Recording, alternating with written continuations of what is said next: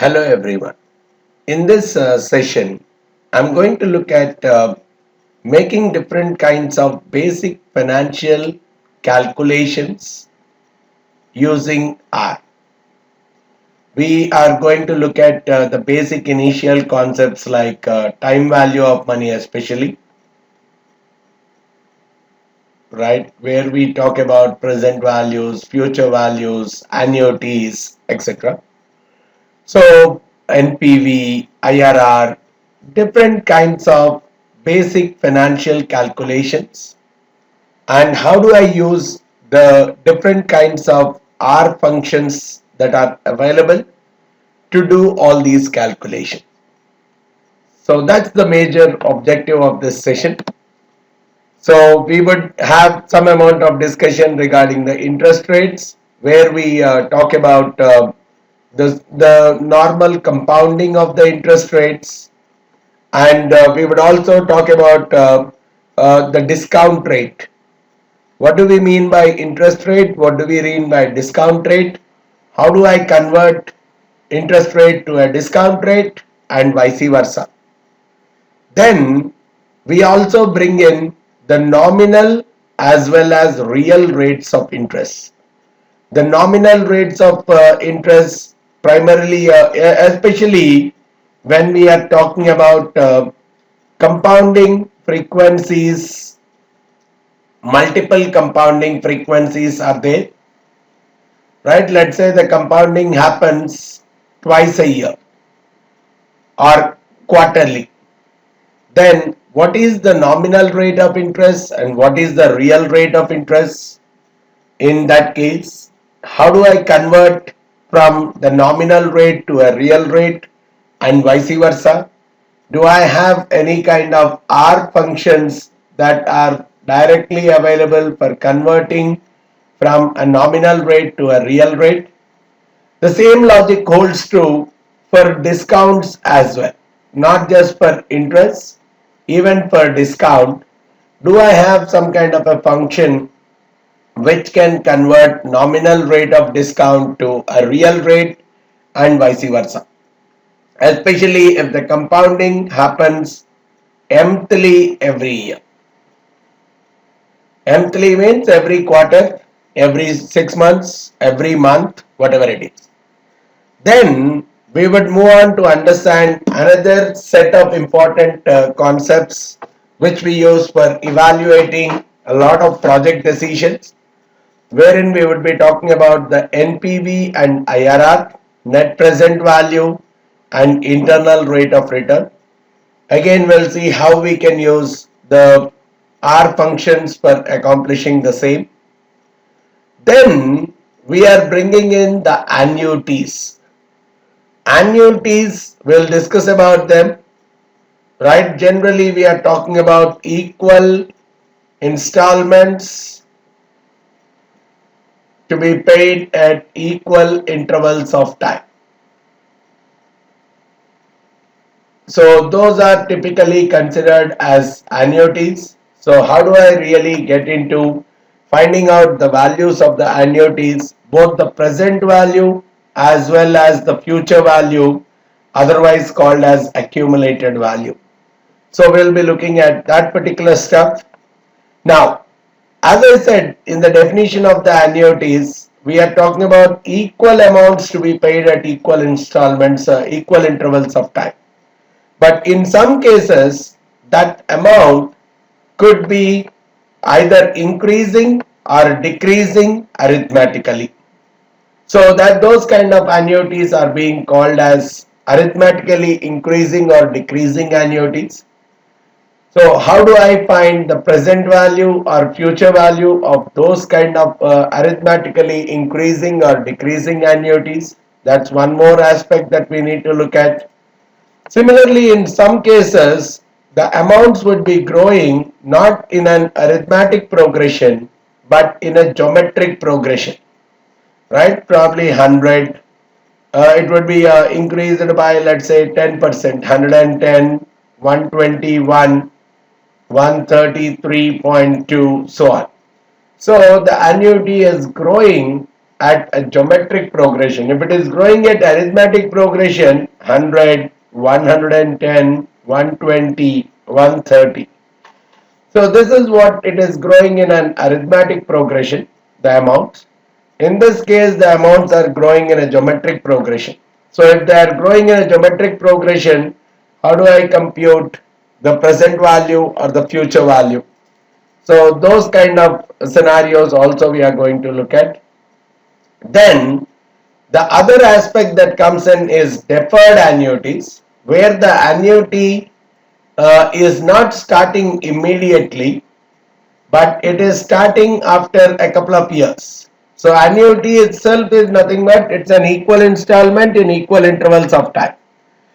Now instead of starting immediately in the current year period itself, it will start probably a couple of years later. If that's the case, how do I compute the present value or the future value of that particular annuity? So we are bringing in those kind of calculations as well. Then once we have a conceptual understanding of all these things, we want to apply all these concepts to the regular financial scenarios in the real world, where I want to do the pricing of a bond. So I'll take a quick example to do the price of the bond. Then loan amortization. I want to take a loan. I want to compute the EMI, or not just the EMI. I want to make a complete schedule of the payments. So how do I do that in R? What kind of functions are available for me to accomplish such kind of stuff we are going to look at. And in a bond, one of the ways we talk about the risk of the bond is through duration and convexity. So these are the measures of assessing the riskiness of a series of cash flows. So how do I really assess the riskiness of this particular series of cash flows using duration and convexity? So these are some of the things that we want to look at as a part of this session. So let's get into one by one. Getting started with the interest rates. We know financial mathematics per se, when we talk about the word financial mathematics, we are dealing with time value of money. A dollar today is much worthy compared to a dollar that I receive in the future, let's say after 1 year. The same $1. Because the $1 that I am having today, I can invest it for 1 year at some interest rate, and I will get something more than 1 at the end of 1 year. So which is a clear indication that with the passage of time, the money is increasing in value. That is what we are calling as the time value of money. So as a simple representation, if I am talking about an amount X, I have invested it for T years, and every year my effective rate of interest is I. We use the word effective rate of interest. In effect, every year I am getting an interest rate of I. That is what I am calling as effective rate of interest. So if that is the case, with the help of compounding that is happening, I am going to receive x into 1 plus I to the power t based on the compound interest formula, right? So this is a very simple calculation. If I have deposited x amount for t number of years, and per year the effective rate of interest is I am going to receive x into 1 plus I to the power t at the end of t years. So this I is very important for us because we are dealing with interest rates. This I is called effective rate of interest, which is as good as saying, so if I am talking about this as one single period, let's say in this case take it as an year. So I am depositing Y, I1. I am depositing 1 at the beginning of the period.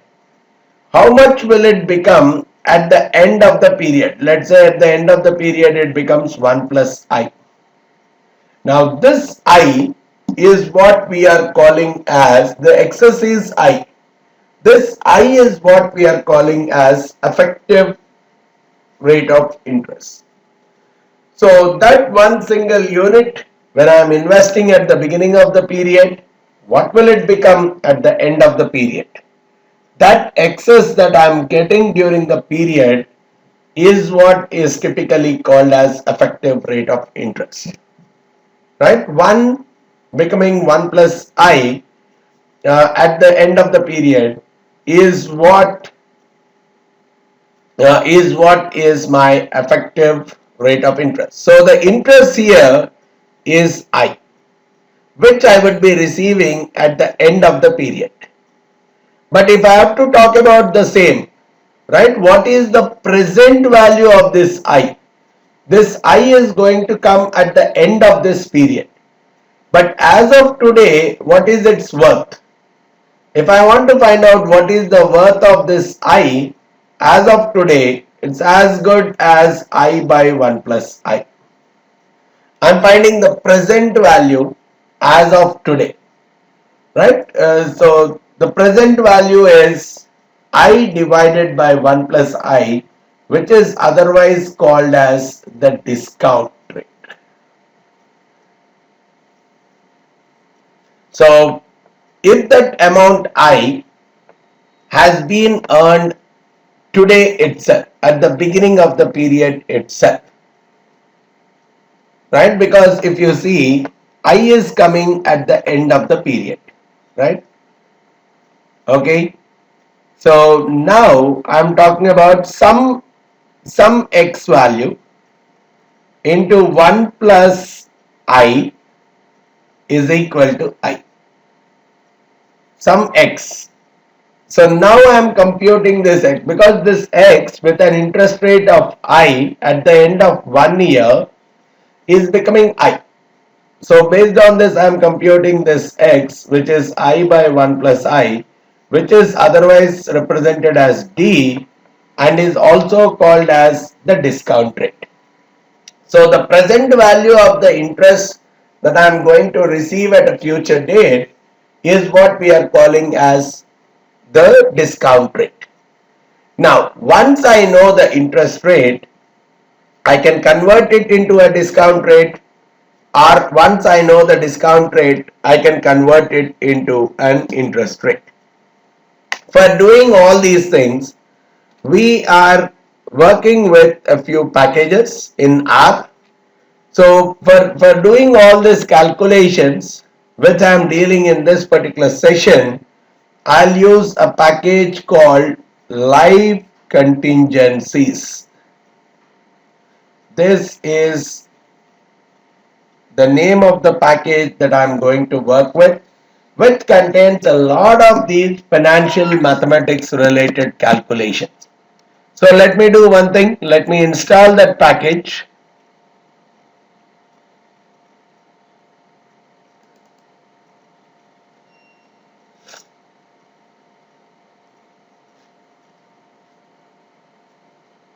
Live Contingencies.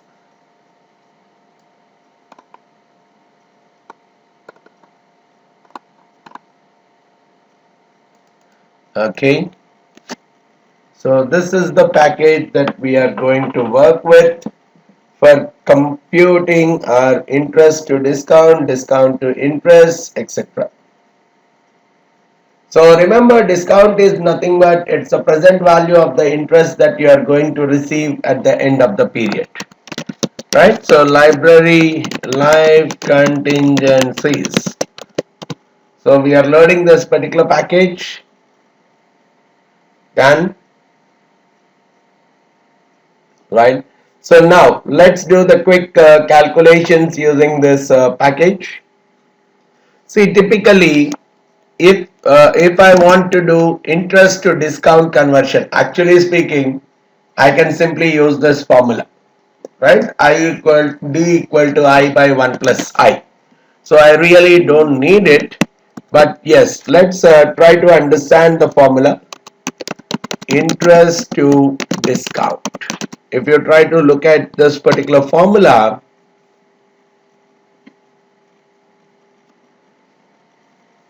so this function switches from interest to discount rate and vice versa. That's nothing. It's just a very simple job. But initially, for us to understand what is typically going in, so we are looking at the usage. Similarly, discount to interest, I get the discount rate, I get the interest rate. So let's use this interest to discount of 5%, which is 0.05. So it says 0.0746. So when I'm converting it into a discount rate, it is 4.76%. Similarly, discount to interest, the same number, but the only thing is conceptually I have to be clear what I need to convert to what. So discount to interest again is taking that number back to 5%. So let's say I'm investing 100 for a period of 2 years, right? I'm investing 100 for a period of 2 years. So at the end of 2 years, it is coming out to be 110.25. So now, if I have to bring it back to 100, all I can do is 110.25 divided by 1.05 whole square. So, or I could simply take it with respect to discount. 110.25 multiplied by, first of all, I have converted interest rate into a discount rate, right? So I can take it as the interest to discount 1 minus d square. Even this is taking me back to 100. So you could see a few conversions out here, right? So what we have done, x into 1 plus I squared is equal to y.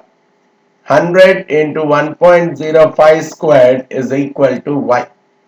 So x would have been simply y by 1 plus I squared. But we have known that d is nothing but I by 1 plus I. Right? I want to use this relation. So I by 1 plus I, which is otherwise, I could have written this I as 1 plus I minus 1 by 1 plus I. So which is also making 1 minus of 1 by 1 plus I. Now this is what is typically being used. So instead of saying y by 1 plus I squared, I have made it as y 1 plus I squared. Now this is d, right? D equal to this. So 1 by 1 plus I is nothing but 1 minus d. So 1 by 1 plus I squared is nothing but 1 minus d squared. So I could convert one into other by having a basic understanding of the concepts. So we have converted interest rate into a discount rate into an interest rate quite comfortably. That's the first part of understanding. Then, not necessary, in all the cases, the interest will not be paid annually itself. Right? In many cases, probably if you look at the banks, they pay the interest rate quarterly into your account. So the interest is paid not necessarily on an annual basis. Even the reinvestment of the interest not necessarily on an annual basis. It could be more and more frequent than once in a year. So that particular period, so if it is done quarterly, then it is 4 times in a year. So that is what we say, the interest is computed or compounded quarterly. But whenever it is expressed whenever it is quoted, right? The conversion of it could happen every quarter. The compounding of it could happen every month. But when I'm quoting it, when I'm showing it to the customers, I would use this quoted interest rate itself. So I will express it in nominal terms. So the bank might say, for this fixed deposit, the interest rate is 8%, but they may compound it quarterly. So they will not give me an effective interest rate which I am going to get for the year. They are not going to talk about the effective interest rate. So they will quote it as the quoted interest rate, otherwise called as the nominal interest rate, and they would also specify the convertible term. So they may say 8% is the quoted interest rate, but it is compounded quarterly. So the convertible terms IM is 8%. But what I actually get, so it doesn't mean that if I am depositing 100, I will get 108 at the end of 1 year. This is annual compounding. But if it is saying I4 equal to 8%, it means that the nominal rate of interest is 8%, but it is compounded quarterly. So what I am going to get is nothing but 1 plus 8% by 4. This is actually the quarterly interest rate here. So the nominal interest rate divided by the number of periods of conversion to the power of the number of conversion periods during the period. So which is what might result in something greater than 1.08 itself. But which means an effective rate may not be 8%, it may be 8.2%. But the bank cannot quote it as 8.2%, they'll still quote it as 8% itself. So the effective rate of interest earned in the conversion, so whatever is during this period, the effective rate of interest, during the quarter, the effective rate of interest is 2%. Right? So the way we are talking about the nominal is, if I am talking about quarterly compounding, the effective rate of interest every quarter is 2%. So this 2% multiplied by 4 is what we are calling as the nominal rate of interest. But understand, the interest that came here will carry another interest here, will carry another interest here, will carry another interest here. So the effective rate of interest for the whole 1 year is different. The effective rate of interest for this single period is different. So it's better that you remember this particular equation. When we are talking about annual rate of effective annual rate of return, 1 plus I to the power t. But if we are talking of mthly compounding, it is 1 plus Im by m to the power t. Right, here I should use mt, whatever is the time period. So similarly, the same when you are using it with respect to discount rates, so it will go the other way. 1 minus dm by m. So we are talking about the discount rate, annual discount rate, right? So 1 plus I to the power t, I have already said, with the usage of some expressions, we have already said d is nothing but 1 by 1 minus 1 by 1 plus I. So based on this, I can say 1 by 1 plus I equal to 1 minus d. So 1 plus I is nothing but 1 by 1 minus d. So these relationships you need to have a comfort level. So I can very well write it as 1 by 1 minus d to the power t, which is other way of writing 1 minus d to the power minus t. Now the same thing, D is like a annual rate of discount.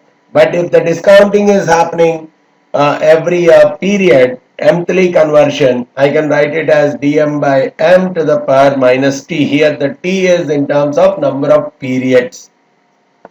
Sometimes we denote with the notation V. I equal to I. V is nothing but 1 by 1 plus I. So we know D is nothing but I by 1 plus I. So sometimes it becomes IV. Right? So that's the reason with this, when I'm writing it as V to the power of minus T, it is nothing but 1 by V to the power of T, which is also nothing but 1 plus I to the power T. Right? So these are different kinds of notations. But yes, if I have to convert from one form to the other, understanding of these notations become more and more handy for me. So let me look at the conversion between the nominal rate and a real rate. Nominal, we have already got a clarity now, right? Real is what I am calling as the effective rate of interest for that period, right? Nominal is wherein the compounding frequency I'm not considering. It's only per period effective rate. So if the easiest way to understand is, so if I take per period effective rate and multiply it by the number of periods, that is what I am going to get as the nominal rate.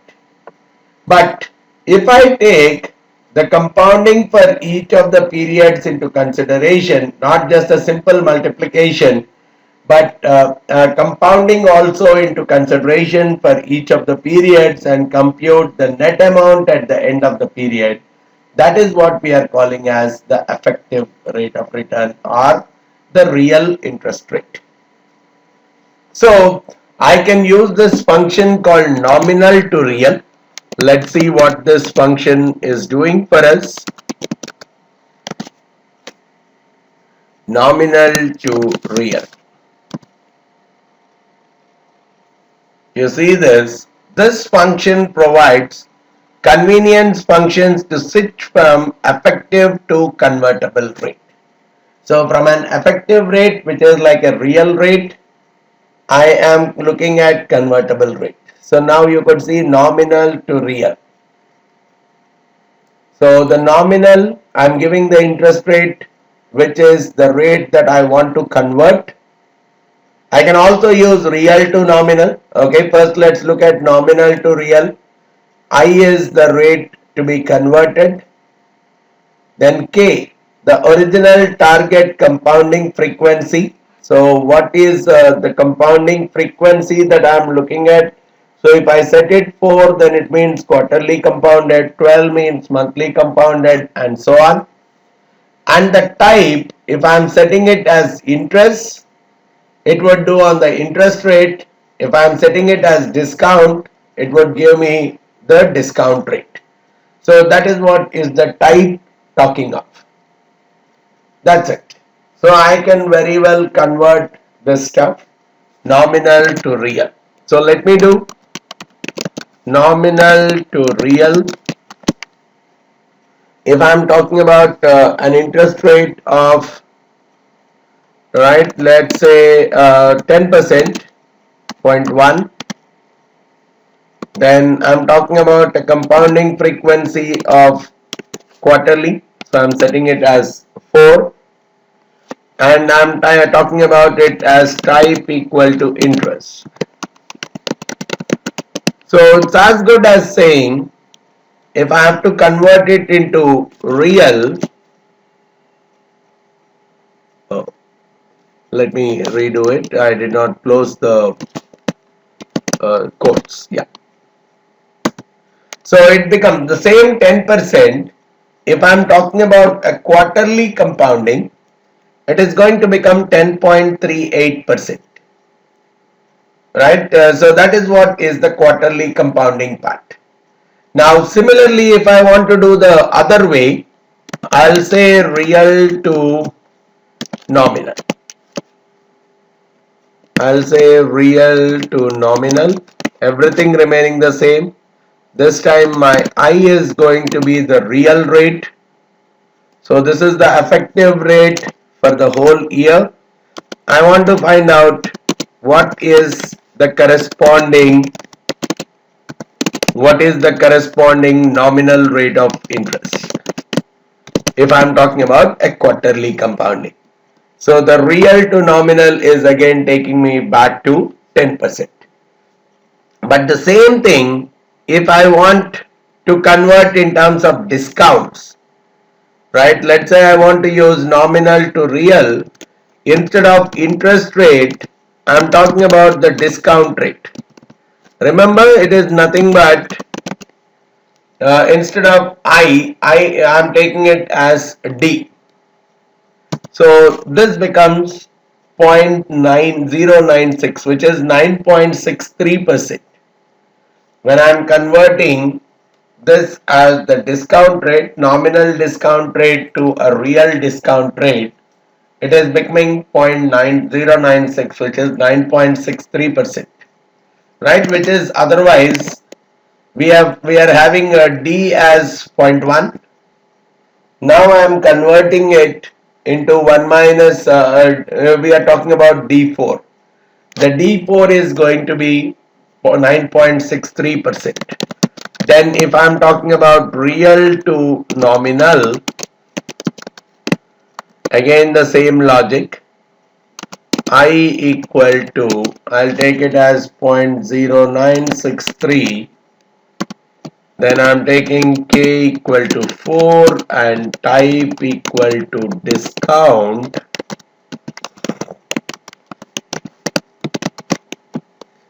So again, I'm getting back my 10. So we need to be comfortable in terms of using when to convert it from nominal to real, when to convert from real to nominal in all these kind of examples. Right? And when to use interest rate, when to use discount rates. Then the other important concept in this context is the concept of present value.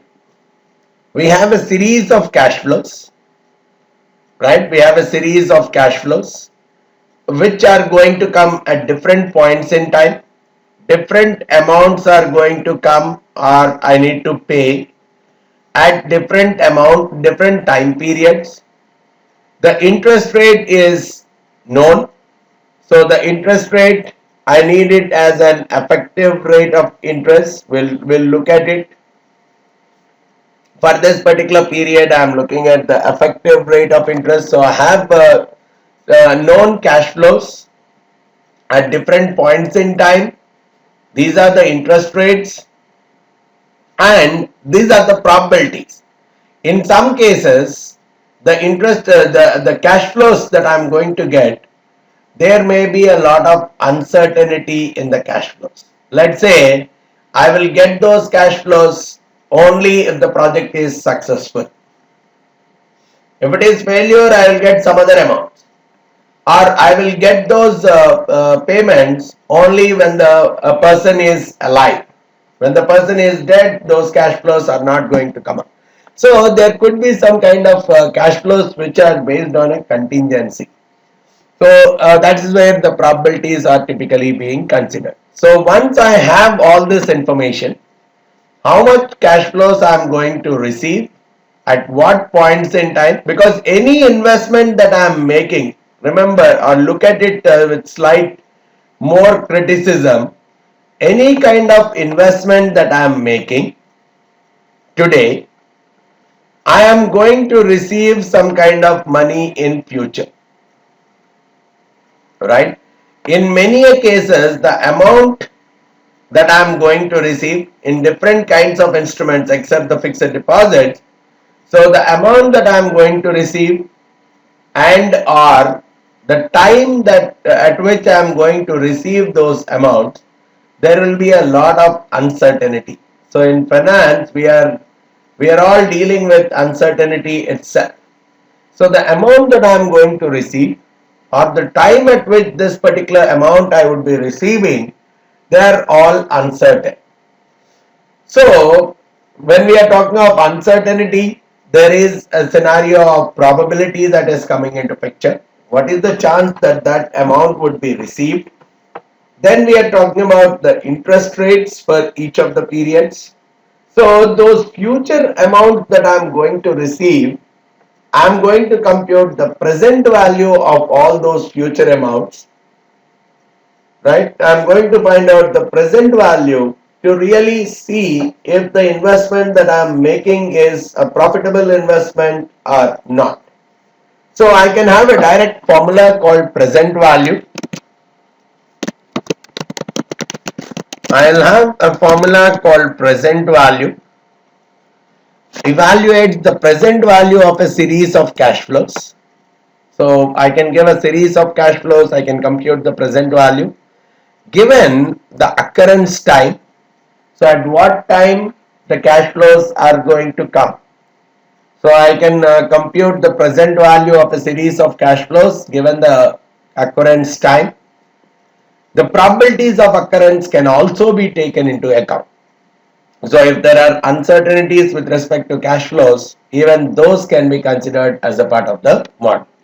So I'm giving as an input the cash flows. It's a vector of cash flows.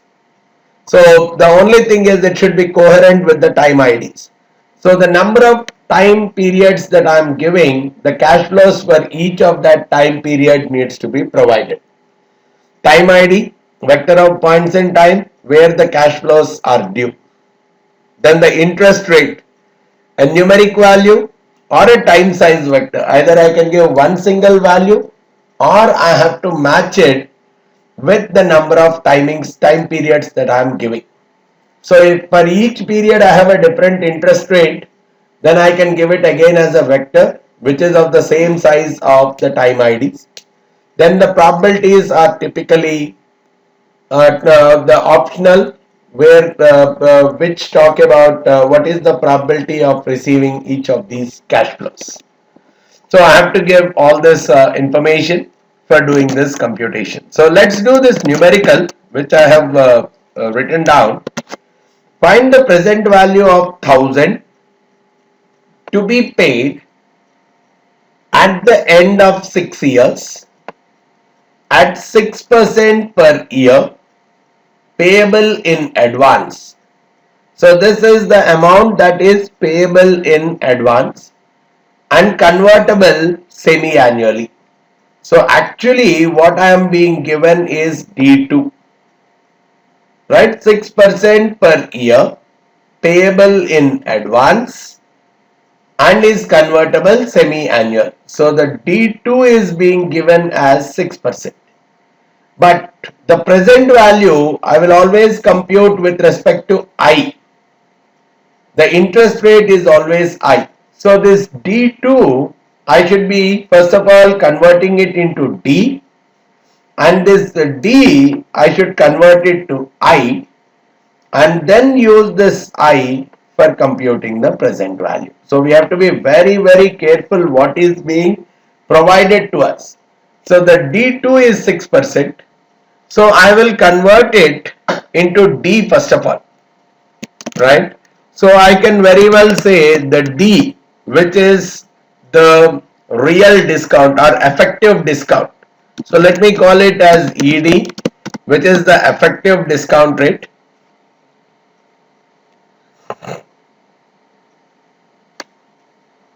So because I want to find out the effective discount, I can convert it from nominal to real.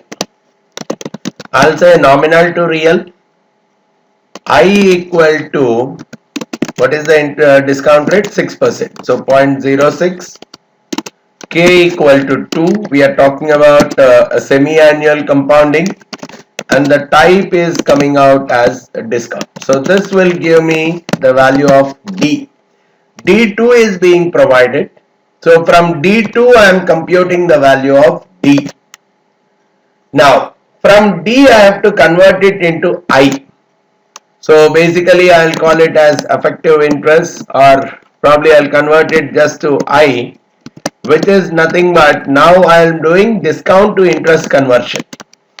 Discount to interest. I am doing a discount to interest conversion wherein I am providing the ED, which I have got as nominal to real conversion. I am giving that as an input to discount to interest. So this is what is my I. So if I'm looking at this I, it is around 6.28%. So from the discount rate, I have converted it into, now if you look at ED, it is 5.91. So from the D2, which is a nominal discount, I have converted it into an effective discount, which is 5.91. From the effective discount, I have converted it into an effective interest, which made it 6.28. Now I can find out the PV, which is the present value, by using the present value function. Present value, where what are the inputs that I have to give? In the present value function, I have to give these inputs. So let me give cash flows. So anyhow, it's one single cash flows, but if we have multiple, I'll show you what to do. We can use them in the C function. So I'm setting cash flows equal to 1000. Then I have to give time IDs. Time IDs is equal to, for how many years? We are talking about 6 years. So all 6 years I'm going to get the same cash flows. Right? At the end of 6 years I'm going to get the cash flow. Then the interest rate, I can give the interest rate is fixed, which is coming out to be my I, which is 6.28%. And probabilities, there is no uncertainty in the cash flows, so I can very well set the probability is equal to 1. Even if I ignore it, it's going to take by default the probabilities as 1 itself. So this is giving me my PV value as 693. So it's as good as I could have done 1000 into 1 minus of 0.06 by 2 to the power 6 periods. 2 compounding is done. So I could have done something like this, 2 into 6, 12. So making it 693. But yes, if I'm going in a streamlined fashion, it would be much more appropriate without any scope for errors in the calculations. Right? Now, moving on to the next topic, where we are looking at net present value. Right? We have found out the present value. Now we are talking about net present value, which means generally when we have a few outflows, right? Generally we invest in projects, so there are outflows, and those projects will start yielding some cash flows in the future. Those are inflows. So when we are talking about the net of outflows and inflows, and I'm trying to find out the present value of both the outflows as well as inflows, and finding the net value. It could be a positive. If it is positive, means net inflows are higher than the outflows. If it is negative, means outflows are higher than the inflows. So when the outflows are higher than the inflows, obviously it's not a profitable investment. So I should not invest in that particular project. Whereas if it is the other way, if the net inflows are positive, net flows are positive, then I should look at investing in that particular project. So that's how I can talk about the net present value. So we are talking about a series of cash flows at different points in time, and a few of them are inflows and a few of them are outflows.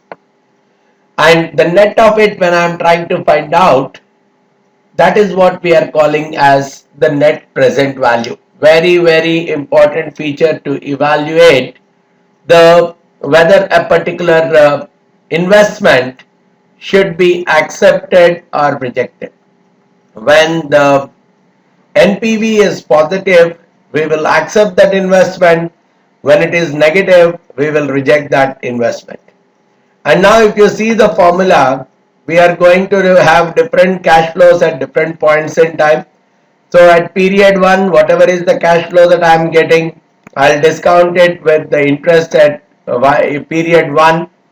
Then if I am getting some cash flow in the second year, I'll discount it with the the interest of that particular period squared, and so on. So this is how I'm getting my NPV. So manually I can very well simplify each of these things, and that is what can give me the computation.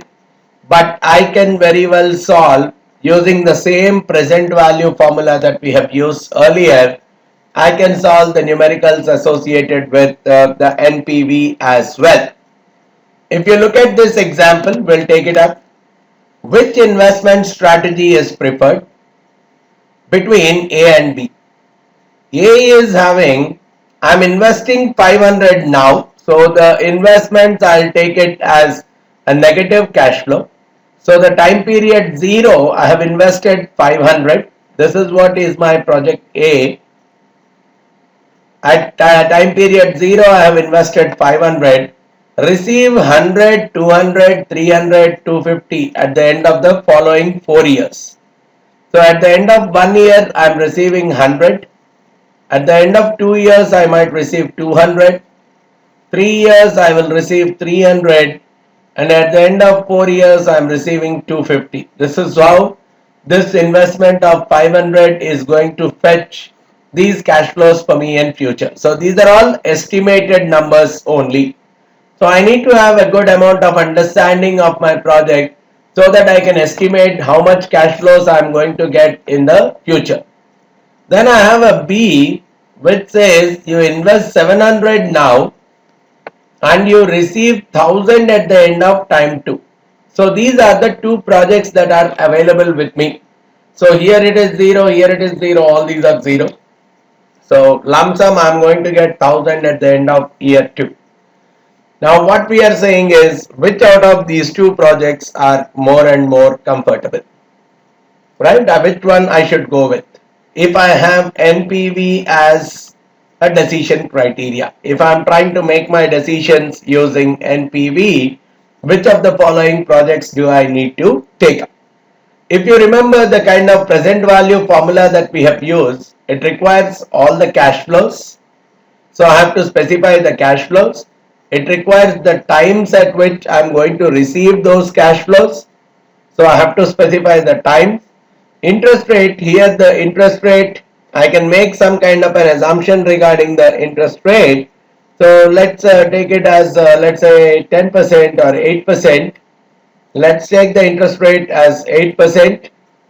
And the probabilities, now we don't have any kind of doubts regarding the future cash flows here, so I can take the probabilities as 1. So let's go ahead. So first I require the cash flows. Either I can give in one single formula itself.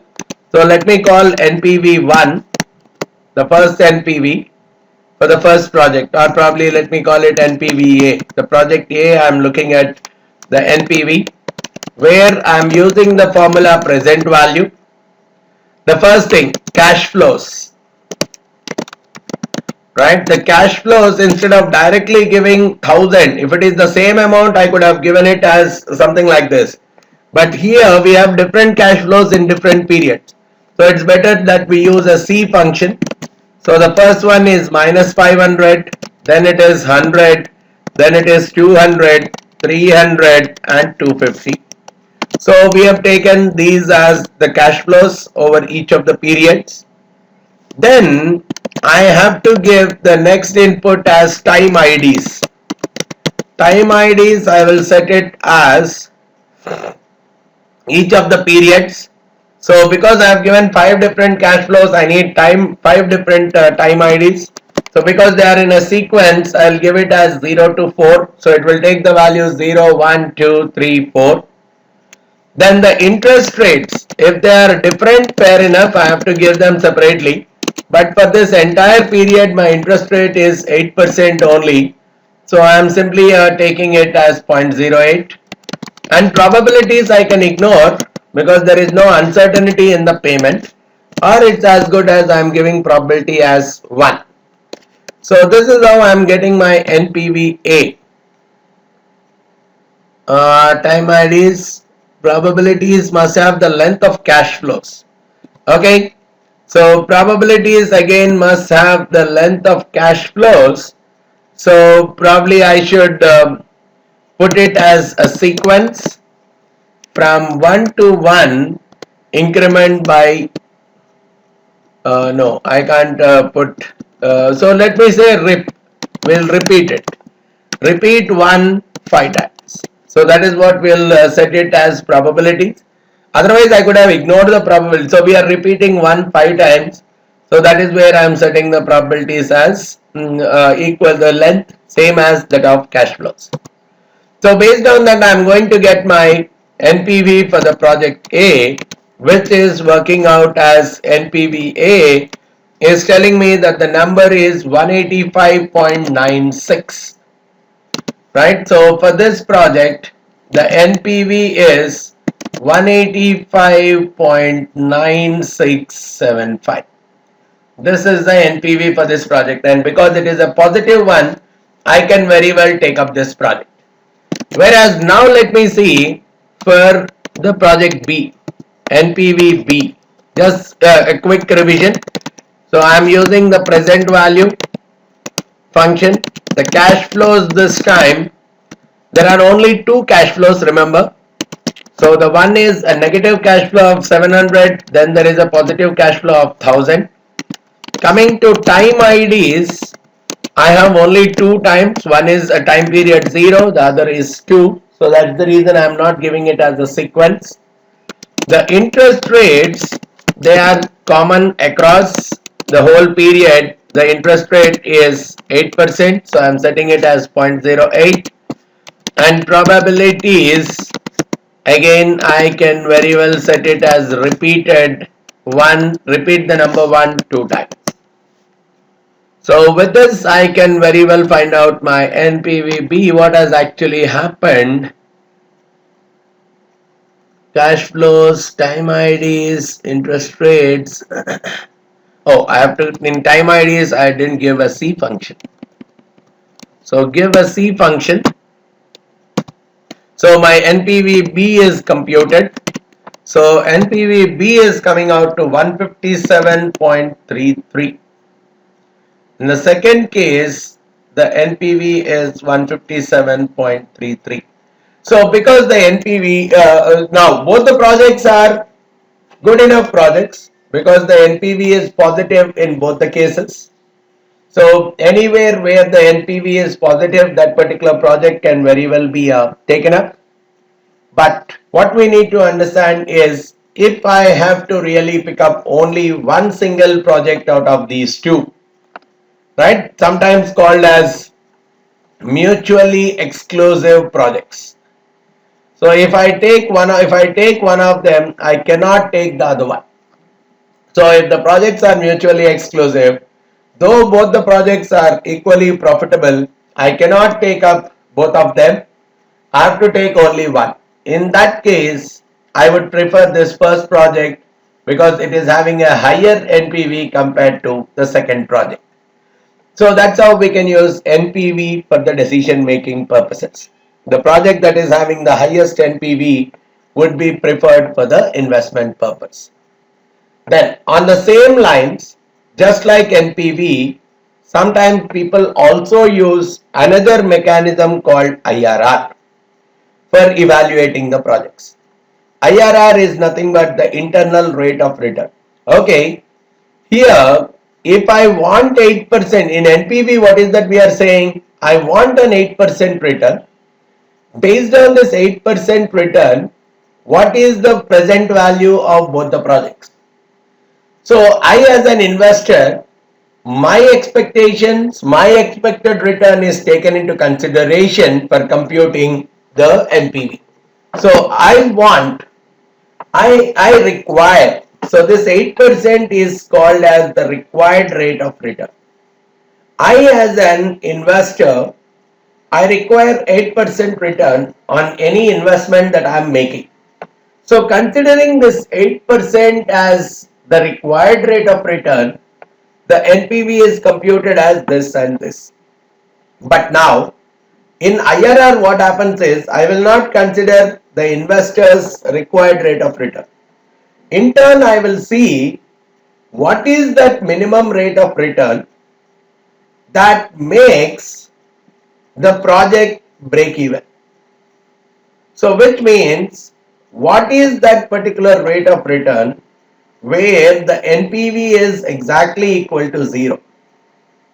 What should be? So instead of 8%, if it becomes 10% or 15% or what it is, if the required rate of return is 15%, will the NPV be still positive? If the required rate of return is 20%, will the NPV still be positive? So what is that rate of return where the NPV will become 0 is what we are calling as the internal rate of return. So in short, okay, if we are investing this much and we will get this much, what is that rate of return that we are getting over the entire period? What is that annualized, what is the effective rate of return that we are going to get during this entire period when we are investing this amount and receiving these kind of cash flows in future? So that's where people call this as the inverse of NPV.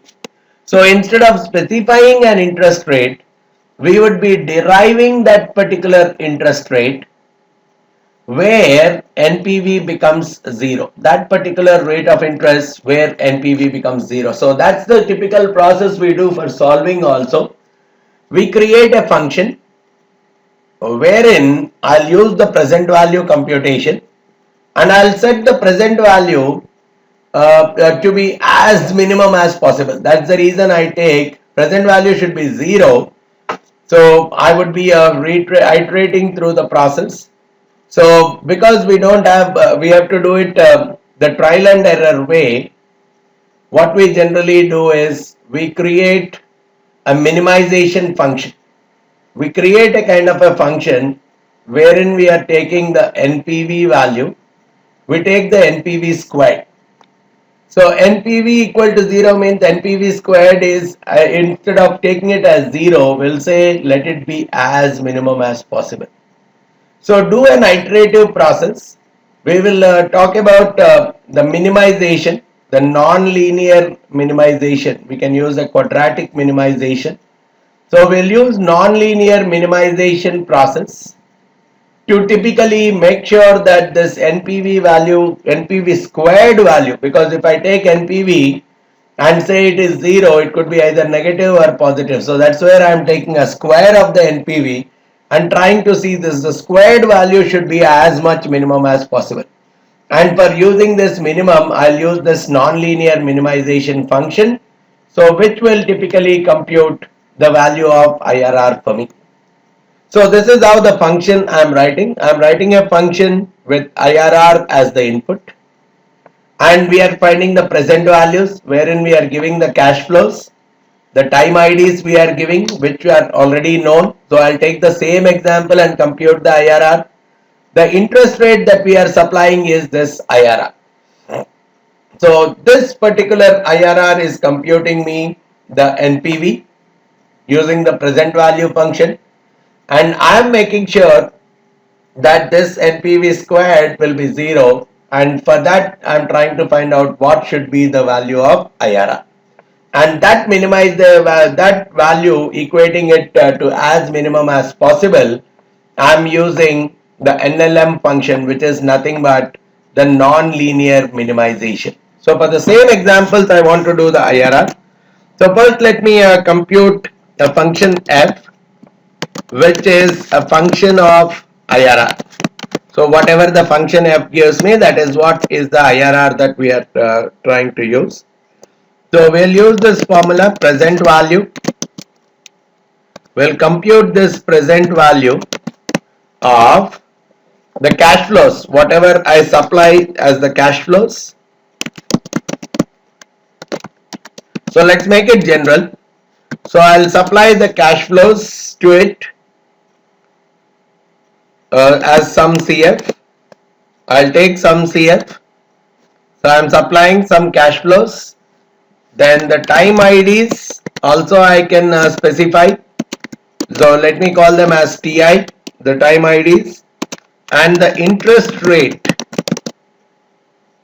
So this is what I'll take it as IRR, and this gives me the NPV. This whole thing will give me the NPV. I'll do the square of this NPV. And this is where I'll close the function bracket. So my function is taking IRR as the input, some value, right? I'll give, so based on the cash flows, based on the time IDs, this function will take IRR as the input, some rate of return as the input, and it will compute the present value. I'm squaring it. Now I want to minimize it, right? So for minimizing, I'll use a function called NLM. See what it is doing. NLM is carrying out a minimization of a function. So my function here is NPV squared. That is the name of, that is the function that we are using. We are using NPV squared. I want to minimize that particular function using a Newton type algorithm. So all I need to give is the function. I have to give it as one of the inputs to this, and the starting parameter value for minimization. So what should be the value for this IRR? So let me take it as 1% or something. I can take the starting value for the minimization purpose. So with those two inputs, right, but I have to give the cash flows first of all. So let me take the first numerical, wherein I am giving the CF. For the first numerical, my CF is, I can take these numbers as my CF, right? Then I can give my TI as 0:4. This is the first example I am talking of. So based on this, I can say IRR of the question A is nothing but, now I can very well use NLM, right? Where initially the function that I am giving to this NLM is F, and I'm saying initially you start off with 0.01, which is 1% or something. Start off with 0.01. So first let me execute, right? Let me tell you, as before assignment, let me just do NLM F comma 0.01. See what it is doing, the NLM function. If you simply say NLM F comma 0.01, it gives a few things. The minimum value it is giving. By doing this NLM nonlinear minimization, I am getting the minimum value as 2.927. I am getting the estimate value. This estimate is nothing but the IRR value. So I am getting that. I am getting the gradient, which is the slope, then the code and number of iterations it has typically taken. So what I really need as an IRR is this estimate. So this is where I say, when I am saying IRR in case of A, I'll always say NLM. Whatever is the NLM that we are executing, let's say using 0.01, I will take the estimate value of that, and that is what will be my IRR A. So in the first case, the IRR is coming out to 21.47%. So for this example, the IRR is coming out to be 21.47%, which means as long as, I mean, when the investor was having 8% required rate of return, this is a profitable project. Even if he has 10%, this would be an acceptable project. Even if he has 15, 20, up to 21.47% requirement, this project would be an acceptable project itself. But once the investor's requirement goes much above this 21.47%, let's say if the investor's expectation is 25%, then the NPV of it will become negative.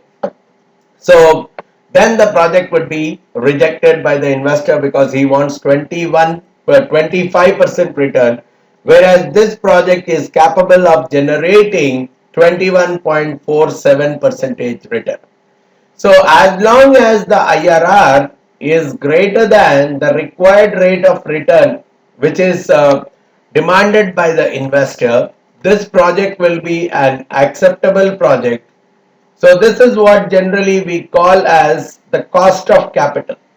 Required rate of return, we otherwise call as cost of capital, means the person who is providing the capital for this project, he wants this much of return for the investment that he is making in the project. So as long as the project is going to give a much higher return than the what is required by the investor, this project can quite comfortably be taken up. So this is a project which is giving me 21.47% return. Quickly, if you execute the same for the second, my CF now is becoming minus 700 comma 1000. This is the second numerical that I am taking. TI is becoming C0 comma 2, right?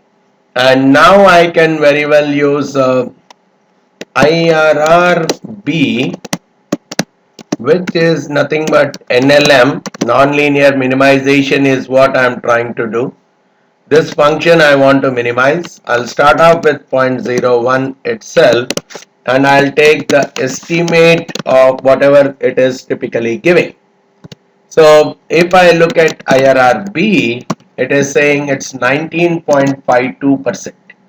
This particular project, on an average, it's giving me an effective return of 19.52%. So this one is giving me a higher return compared to this particular project. So even if I'm using IRR as a decision making criteria, I would typically be preferring the project 1, because it's having a higher IRR compared to the project 2. So generally, for making decisions regarding the investments, people use NPVs and IRRs as the criteria. So the higher is the NPV, the project would be having a higher chance of getting accepted. The higher is the IRR, the project will have a higher chance of getting accepted. So that's how the NPV and IRR play an important role in the investment decisions, especially if the cash flows are coming over longer periods of time, right? Then, now that single cash flows and multiple uneven cash flows have been looked at, the next important point I want to bring in is the annuities. So as a definition, again, in case of annuities, there are two things I am interested in computing. What is the present value of these annuities and what is the future value of these annuities? And in the future value, generally we sometimes use another term called accumulated values. So we can use either of these calculations when we talk about the annuity. First of all, conceptually, annuity is a series of payments, so it's not one single payment. It's a series of payments generally happening at equal intervals of time. So at the end of 1 year, 2 years, 3 years, 4 years. So it's a series of payments that are being made at equal intervals of time. In many cases, the amount also could be equal amount. So when I'm talking about the same amount paid across equal intervals of time, that's a traditional definition of annuity. So within that, we have different kinds of annuities. One is annuities certain. Terminologies that we need to be comfortable when we are working with annuities. One is annuities certain, saying I'm sure that I'm going to receive those amounts. So we are talking about different payments or different receipts that are happening. So here we are talking of either payment, which is a cash outflow, or receipt, which is a cash inflow, whatever it is. So if they are bound to occur at different periods of time, and if they are guaranteed that I will get them, then we are calling them as annuity certain, which means the probabilities are typically 1 in these cases. So there is no uncertainty associated with each of these payments. So there is no risk that is involved with respect to the paying or the receiving with respect to these payments. Then another couple of words that are important in this context: annuity immediate or ordinary annuity. We are talking about regular annuity.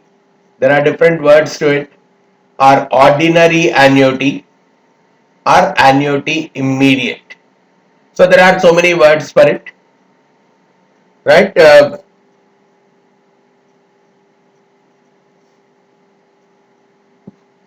So there are so many words. Okay, the immediate or regular or ordinary, wherein we are talking of the payments or receipts at the end of the period, right? So when I'm talking about doing a valuation as of this date, this is the end of the first period, end of the second period, end of the third, end of the fourth, end of the fifth.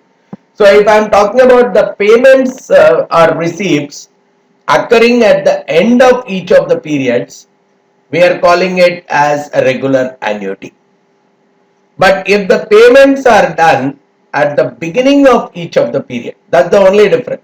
We are talking about payments at regular intervals of time. But if the payments are done at the end of the period, at the end of each of the periods, we call it as a regular annuity or a ordinary annuity. But if the payments are typically happening at the beginning of each of the periods, we are calling it as annuity due. So we have to be very clearly seeing where the payment is typically getting made. Is it made at the end of the period, or is it made at the beginning of each of the period? So depending on that, our formula will differ slightly, right? So a clarity, this is again a clarity in terms of when the payment is typically getting made.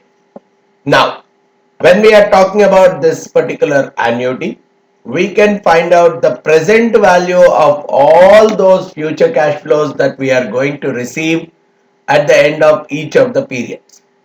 So the present value is generally represented with this term AN. So which is nothing but it's an annuity, regular annuity. Up to n periods, I am going to receive an amount of 1 at the end of each of the periods. So if I am receiving an amount 1 at the end of each of the periods, then what is the present value of all those ones that I am going to receive at the end of each of the n periods? So generally the formula will come through this mechanism. But yes, once we understand the concept in R, the formula is a straightforward formula. I have a formula called annuity.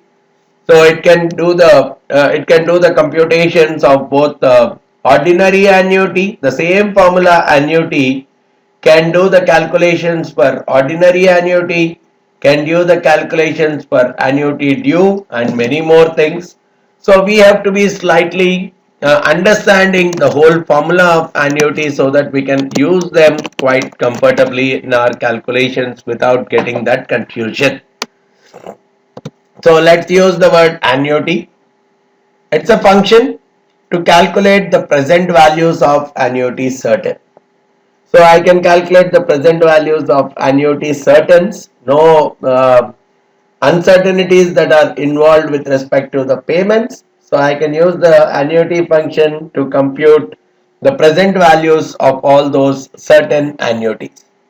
Now if you see the input, the first input that I have to give is I, effective interest rate.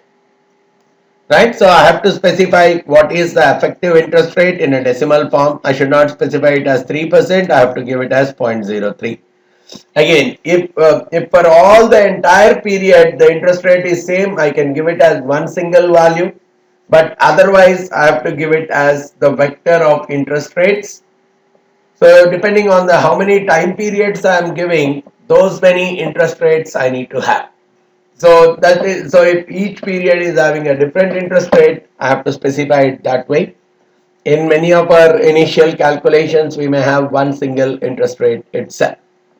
Then we need to provide N, which is the period for payments.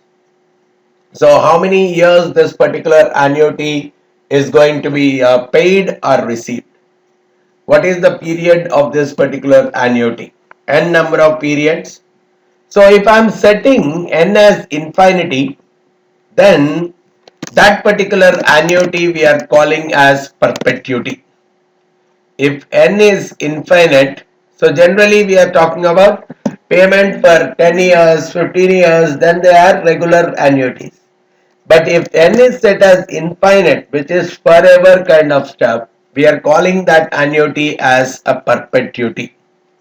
Forget about whether it's an annuity due or a regular annuity. But if the payment is typically being, if the time period is for n years, for infinite number of years, we are calling that as a perpetuity. Then m equal to 0. So m is the differing period.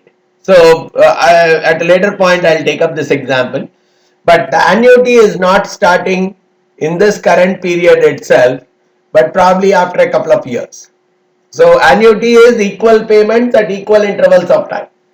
If that equal payments are starting from this current period itself, we are calling them as a part of regular annuities.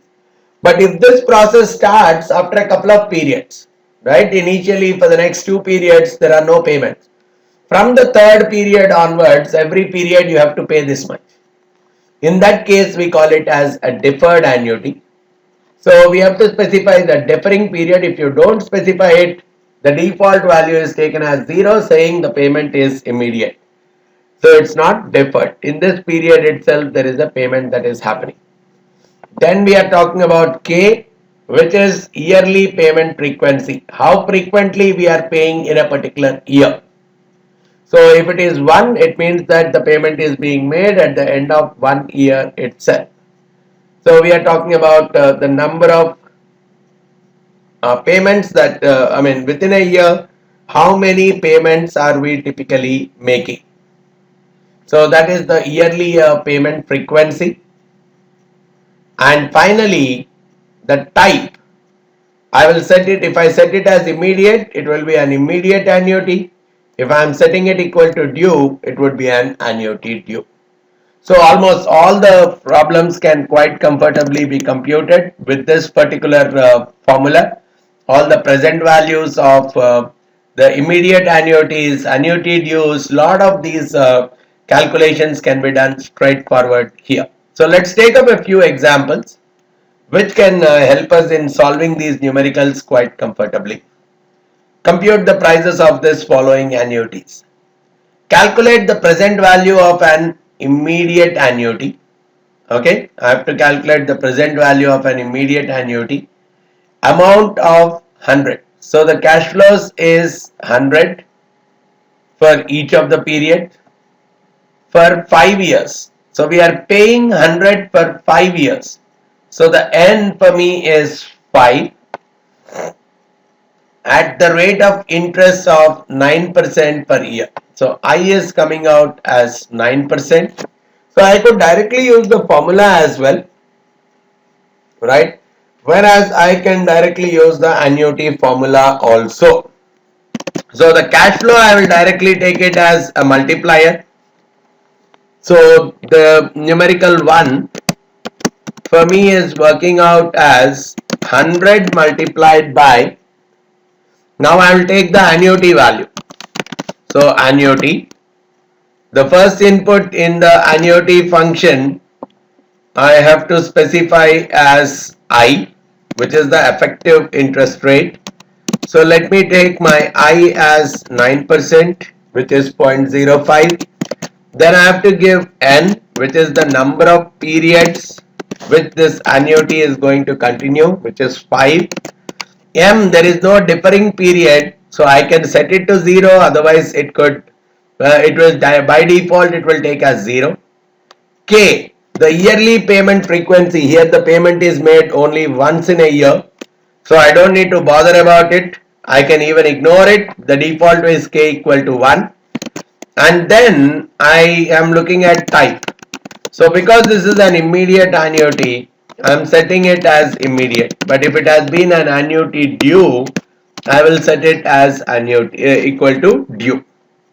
So I have got my N1 value, which is the numerical 1, is saying that this value is 388.96. 388.96. So what does this mean? If you are depositing 100, if you are paying 100, right? So let me put it like this. This is time period 0, which is today. 1, 2, 3, 4, 5. So at the end of the first period, right, from here is the first period. So at the end of this first period, I am paying 100. End of second, another 100, 100, 100, 100. So these are what I am typically paying. I want to find out what is the present value of all these future payments that I am making, which comes out to 388.96. It's as good as saying if you deposit 388.96 today and the annual interest rate is 9%, it's very much possible that you can withdraw 100 every year over the next 5 years. So the present value of that particular annuity is 388.96. Now look at the next numerical, which says suppose the company issues a stock that pays a dividend at the end of each year. So which means it's an immediate annuity. The payment is being made at the end of each year. The amount that is being paid is 10. Indefinitely, which means it's a perpetuity. So the n I can set it as infinite. The company's cost of capital is 6%. So the interest I can very well take it as 0.06. What would be the value of stock at the beginning of the year? So we are talking about the present value. So in case of N2, let me give the information. In case of N2, I am saying 10 multiplied by the annuity of I in this case is 0.06. The N I am taking it as infinite. Then there's no deferment period. It's only once in a year. So even that I don't need to bother. The type is immediate. So let's see what is the present value of this, which would work out to be the value of the stock at the beginning of the period, which works out to 166.67. So if a company is going to pay a dividend of 10 bucks indefinitely and the cost of capital is 6%, the value of the particular stock needs to be 166.67, going with this annuity concept. Similarly, one more numerical.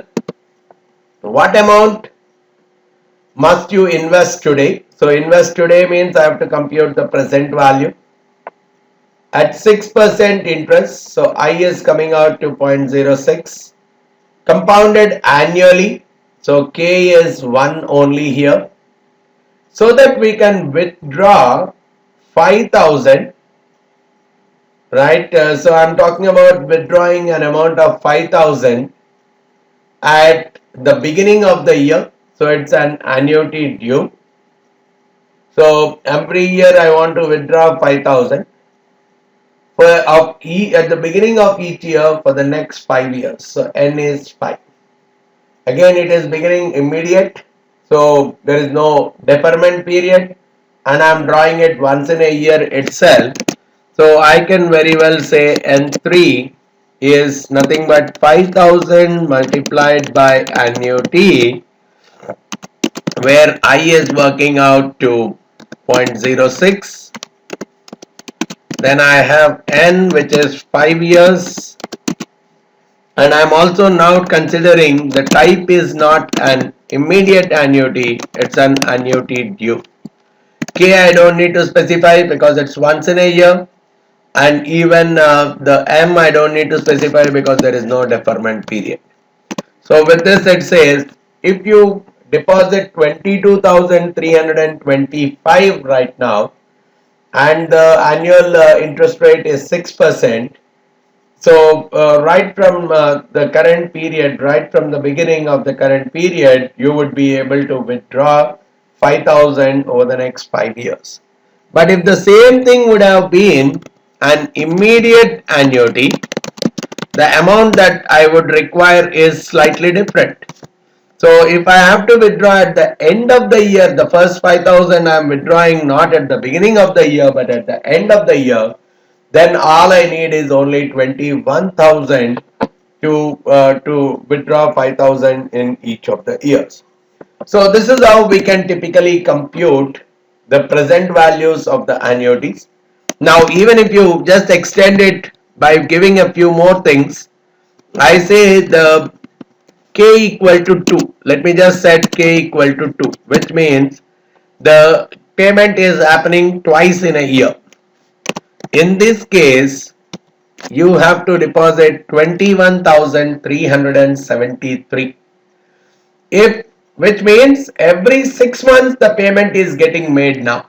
In this process, instead of the payment happening every year, so the overall it is 5,000 per year, right? Overall I am taking 5,000 per year, but the payment is happening every 6 months. In that case, which means after 6 months itself the amount is going off. Some amount is going up. So that's where I really require a slightly higher amount. So that is what is being specified as 21,373. So depending on how many times I am withdrawing, I would get a typical computation value out here, right? Then, now that we got an idea about the present value, the next thing we are talking about is accumulated value, which is nothing but the future value. If you see, AN is what I have called as the present value, which means as of today, what is the value of all the future payments. But if I am multiplying it with 1 plus I to the power n, it is nothing but I am taking this value to my final period. At the time the last installment is getting paid, I want to see if I want to withdraw the money at that particular point in time, what would be the amount that I am going to receive. So that is what we are calling as the accumulated value.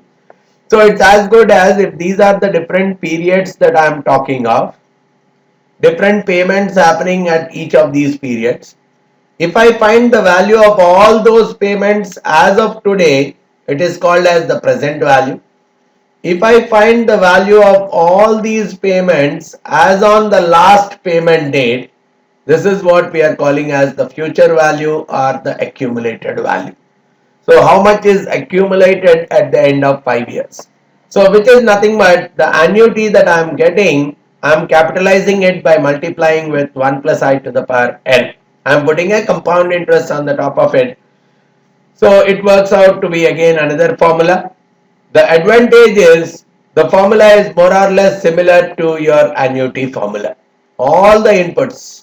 The only thing is I have to give the formula as accumulated value instead of annuity. So I have to give the I value, which is the interest rate, N is the number of periods, then M is the deferment period if at all there is any, K is the number of times I am receiving or making the payments, type is either immediate annuity or deferred annuity due. So the values are more or less similar in all the cases. So it's as good as saying, probably for the same N1 example, if I take, let me take the N1, right, 388. So I'll take N1 into 1 plus I to the power 5. Let me just take simply, I found N1 and I am taking it as 1 plus I to the power 5. So this number 598.47 is the accumulated value for that same numerical. So the other way of finding out the accumulated value without finding the annuity, which is generally the accumulated value is denoted by S. The present values of the annuity is denoted by A. Accumulated value is denoted by S. So I am calling it as S1. I'm not explaining the formula again because more or less the formula is the same. So I'll take it as accumulated value, wherein I am setting the I is 0.09. The first example I am taking, all others you can continue. The N is 5 for 5 years. I want to look at type is immediate. There is no deferment period and there are no multiple payments within the year. So based on this, if I compute S1, it is coming out exactly 5.98. I have to multiply it with 100. So this is where I'll get that 598 itself. So the concept of accumulated value is more or less the same. So if you quickly look at this numericals, what amount will accumulate if we deposit 5,000 at the beginning of each year, which is nothing but it's an annuity due for the next 5 years. Assume the interest rate is 6% compounded annually. So I can very well take accumulated value. So the I am taking it as 0.06.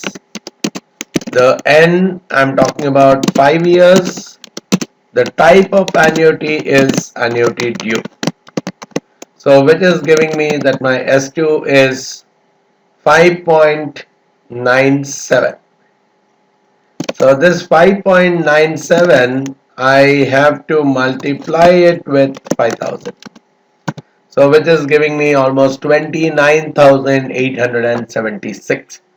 So if you start depositing 5,000 per year right from now for the next 5 years, at the end of 5 years you are going to receive 29,876 rupees.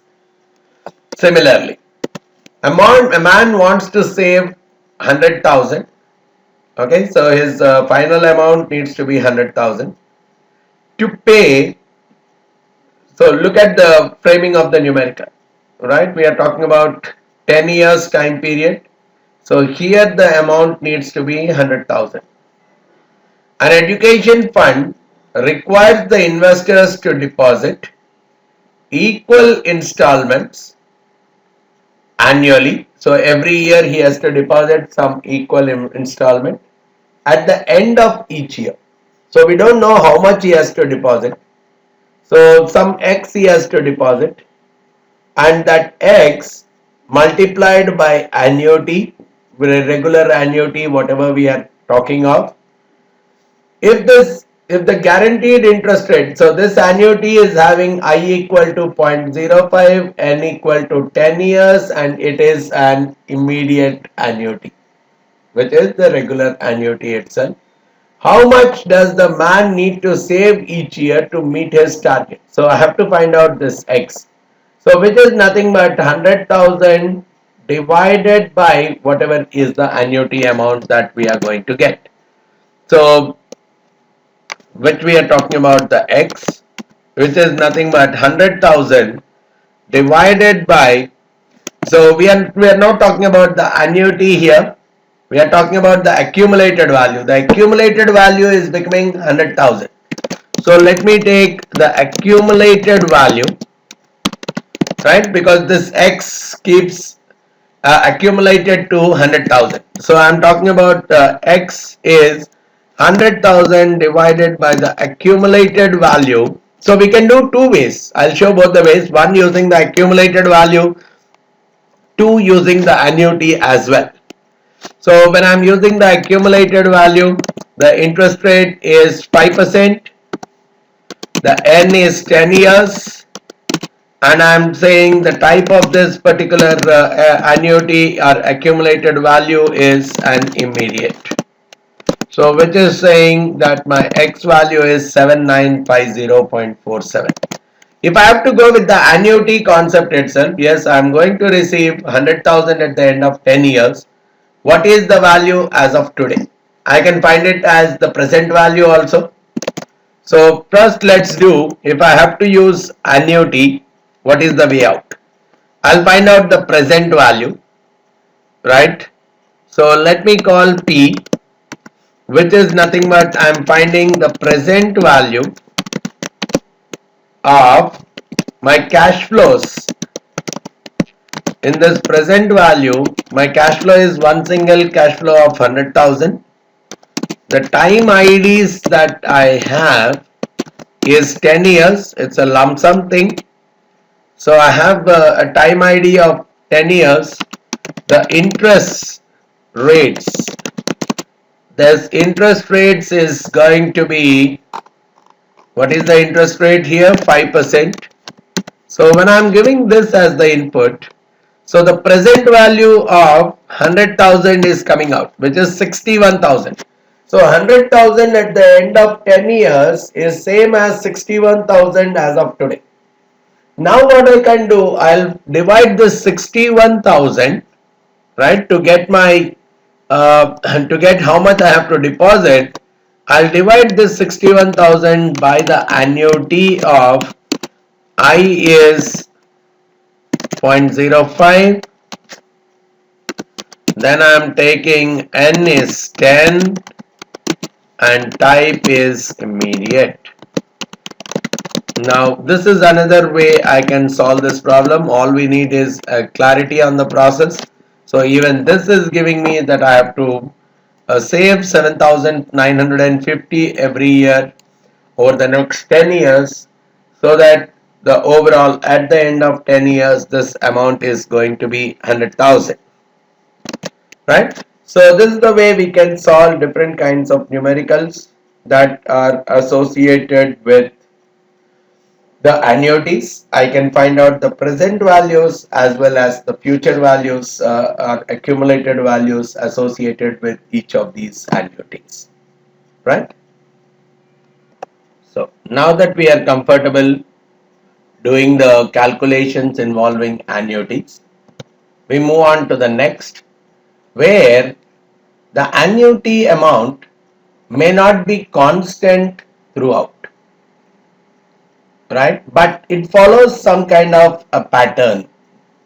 So one of the most common patterns that could be existing with respect to annuity is it is either increasing arithmetically or decreasing arithmetically, which means instead of paying 100 every time, every year, the payment would go like this: 100, 120, 140, 160. So every period the payment is going on in this way. This is what we are calling as arithmetically increasing kind of an annuity.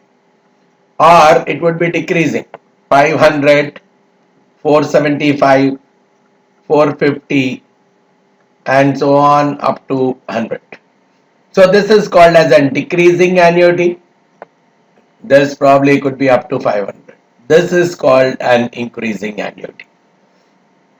So for handling these kind of scenarios, and I want to find out again the present value associated with these kind of annuities, or in some cases I may want to find out the accumulated values for these kind of annuities. So those are the ones we are dealing with, increasing annuity or a decreasing annuity. Now we have the formulas again: increasing annuity. We also have a formula called decreasing annuity. Now the way we handle them is we try to segregate the parts. Let's take the numerical first. That would ease our understanding. The following payments are to be received: 500 at the end of first year, 520 at the end of second year, 540 at the end of third, and so on until the final payment is 800. So probably going with this, 800 would be at the end of the 16th year. So these are the payments that I am to receive. Use an annual effective interest rate of 2%, 0.02. Determine the present value of these payments at time 0. I want to find the present value of these payments. So this is where I try to see that this is an increasing annuity. Right? I am looking at this as an increasing annuity. Now what is that I can do for handling this is segregate out the constant part. So because 20 is the difference, generally what I suggest is from the first payment, subtract the common difference. So it is 20. So take it as 480. So basically write this as 480 plus 20 in the first year, 480 plus 40 in the second year, so on, 480 plus 320 in the 16th year. So there is a 480 for all the 16 years. So it would become 480 times the annuity, because 480 is a fixed amount. So I can take it as 480 times the annuity plus 20 is getting increased every period, 20, 40, 60. So 20 times I'll take it as the increasing annuity. This is how we solve finding out the present value scenario. So we'll break the whole data, pulling out the separating out the annuity portion from the increasing annuity portion. So we'll do two separate calculations, one for the annuity, one for the increasing annuity, and finally we do the computation part. So this is for finding out the present value. Now the same thing, I want to find out the accumulated values at the time of last payment. So first let's finish off the annuity part. So there is for 450, it's an annual, 480, it's an annuity. For 20, it's an increasing annuity. Coming to this increasing annuity, I need to give the interest rate, then number of periods. So I know here it's 16 periods, and type. Immediate means the payment is being made at the end of the period. So I just need to give those three inputs quickly. Let me see. Immediate, increasing annuity. Increasing annuity. So increasing, oh, the spelling is wrong. Increasing annuity. So what is this increasing annuity containing? Function evaluates non-stochastic increasing annuities. Non-stochastic is it does not contain any kind of uncertainties. So fixed increasing annuities are typically computed. So as I have already indicated, it requires an interest rate, the number of periods, and either an immediate or a due kind of thing needs to be given as the input. So fair enough, let's give that. So for that numerical, I can say the PV1. So for 480, I'll take it as an annuity.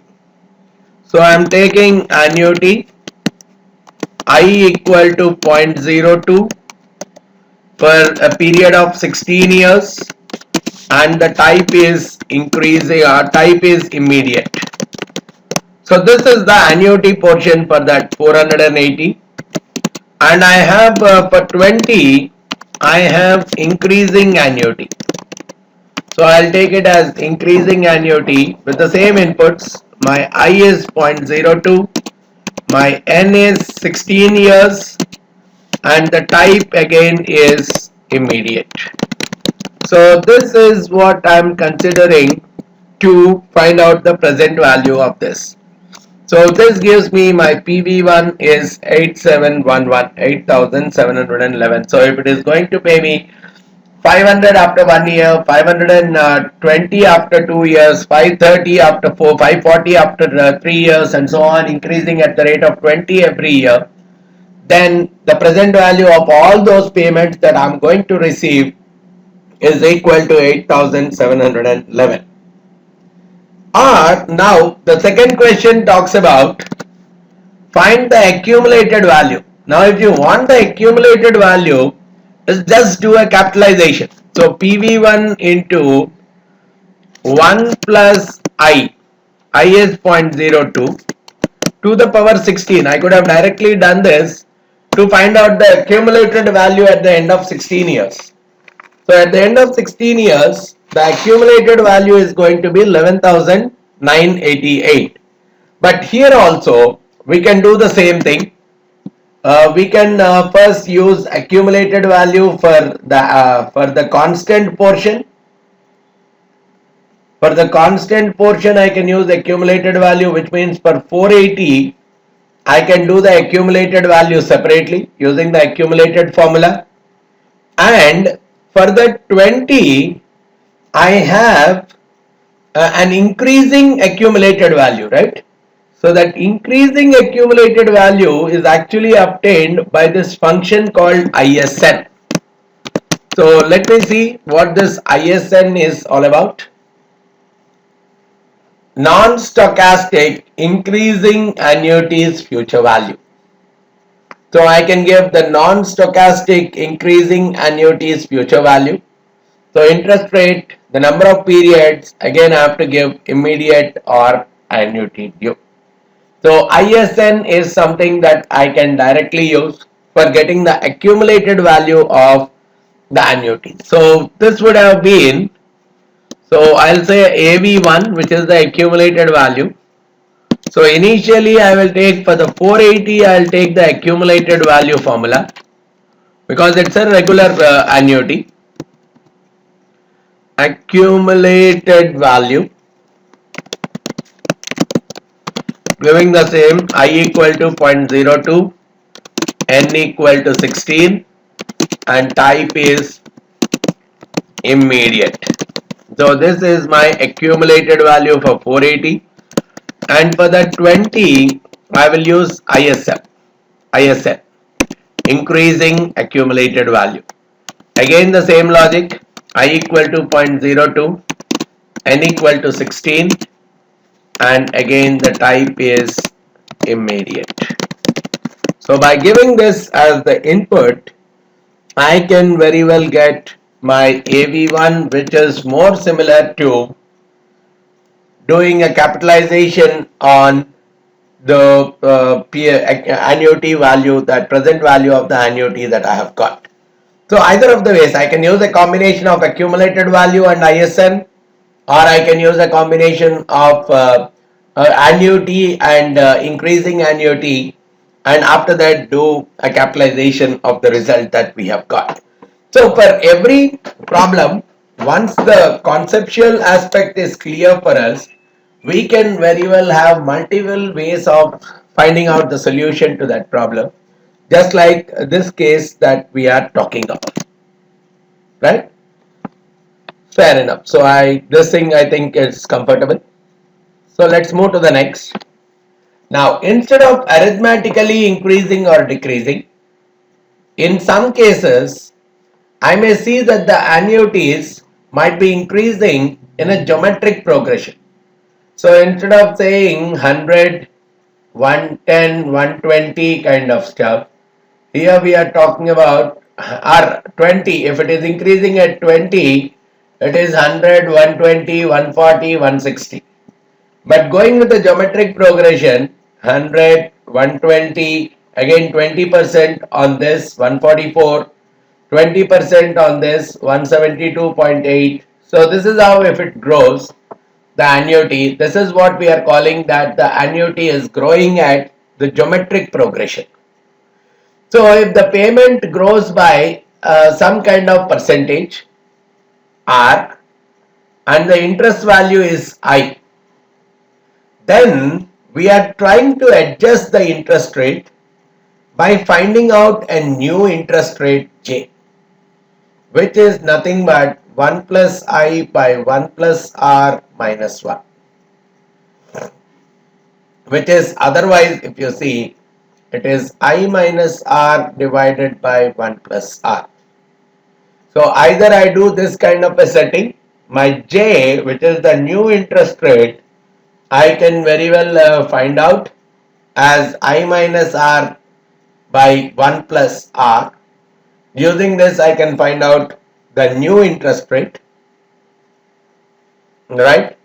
And using this so if I am saying by whatever extent my interest rate, my value is payment is increasing, if I am taking it as R, and if the interest rate is I can very well consider the J, which is the new modified interest rate, I will take it as 1 by I minus R by 1 plus R, and based on that I will proceed with my calculation. Right, instead of I now, I would be taking this J, which is arrived at by 1 I minus R by 1 plus R. So look at this example, an annual annuity due. So we are talking about an annuity due. So the type we are setting it as due. Pays $1 at the beginning of the first year. So it's a due. What is paid is $1, right? Each subsequent payment is 5% greater than the preceding payment. So the payment is growing at the rate of R, which is 5%. So R is coming out as 5%. The last payment is at the beginning of the 10th year. So N for me is 10. Calculate the present value using an annual effective interest rate of 4%. So I is coming out as 4%. So now based on this I can find out my J, which is nothing but I minus R, right? So I can find out my J as I minus R. I is 4%, R is 5%. So minus 1% divided by 1.05. So that is what is coming out as J. So based on this J, I am trying to find out the present value, right?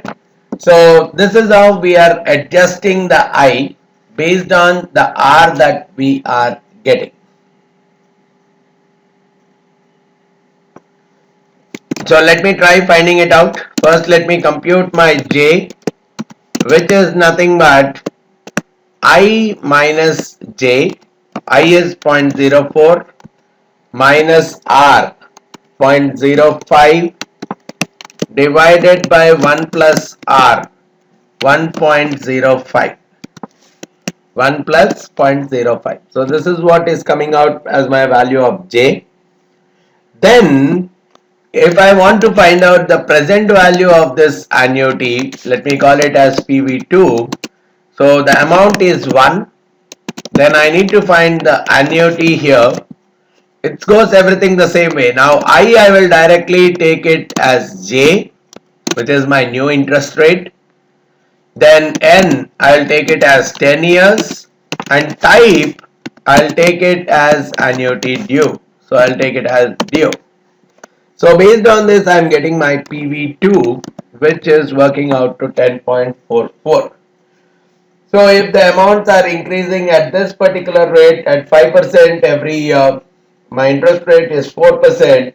So whatever the ones that are typically deposited at the end of each period, 1 and 1.05, 1.05 squared, something like that, if whatever is getting deposited at the end of each of the period, the present value of all those payments put together is working out to 10.44.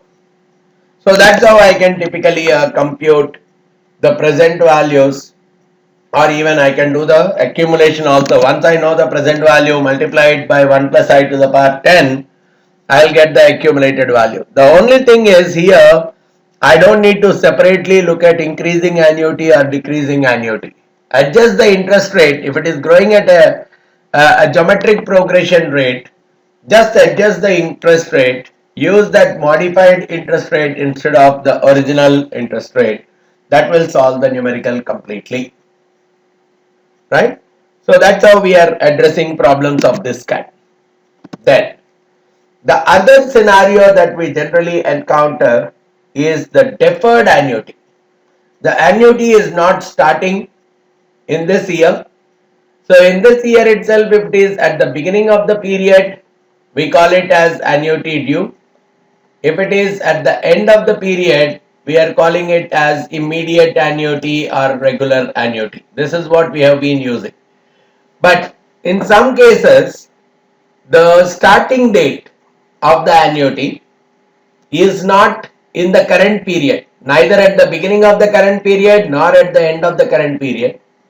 The starting date is at a future date, not these two, but sometime later than the ending of the current period, probably a couple of periods later.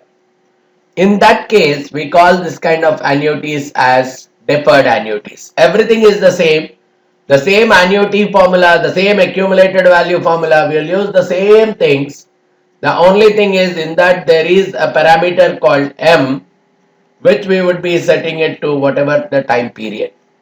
If you look at it here, calculate the present value of an annuity due. So the type is due here. Pays an annual amount of 1200. So the X, which is 1200 for 12 years. So N is 12 with its first payment 2 years from now.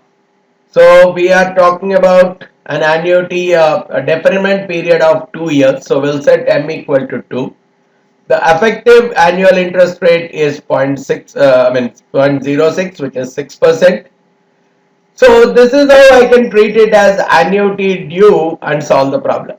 But how will I solve it as immediate annuity? If I am looking at it as immediate annuity, what is the difference now? Instead of paying at the end of the beginning of the period, we'll talk about this payment being made at the end of the period. So we are talking of N equal to 12 itself, but we'll set M equal to 1.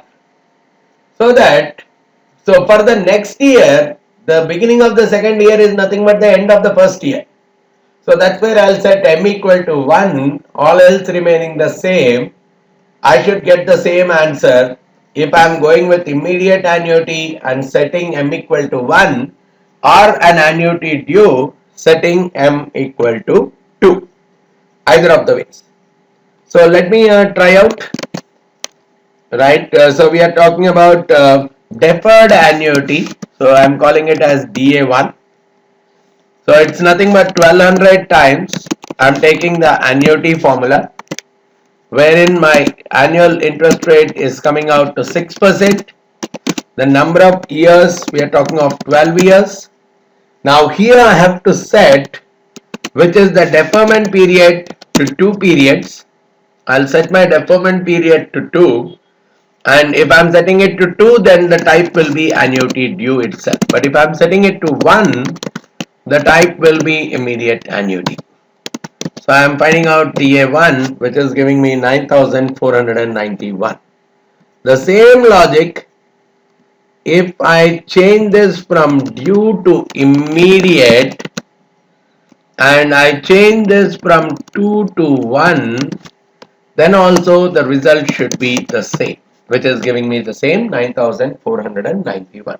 So conceptually I need to have a clarity on how I can handle, because there are multiple ways of solving the problem. So all we need to be comfortable with is coming out with the proper timing for the whole thing. Right? So that's how we are handling the deferred annuities problem. So now that we have dealt different kinds of conceptual aspects, right? We have looked at right from one single individual payments, NPVs, IRRs, annuities, increasing annuities, deferred annuities, decreasing annuities, proportionally growing geometric annuities, growing at geometric progression.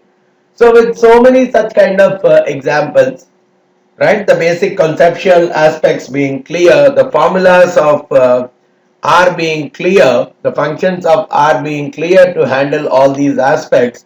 Now we are in a position to really solve some kind of practical application which are involving all these conceptual aspects. Coming to the usages of this financial mathematics, we see a lot of applications in pricing of the bonds. We see in loan amortizations. We also see there are various bonds and the risk measurement of the bonds using duration, using convexity. So there are many practical applications in the world of equities, in the world of bonds.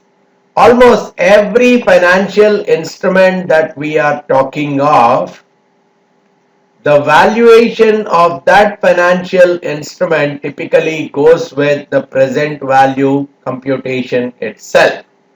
The present value of the future expected cash flows.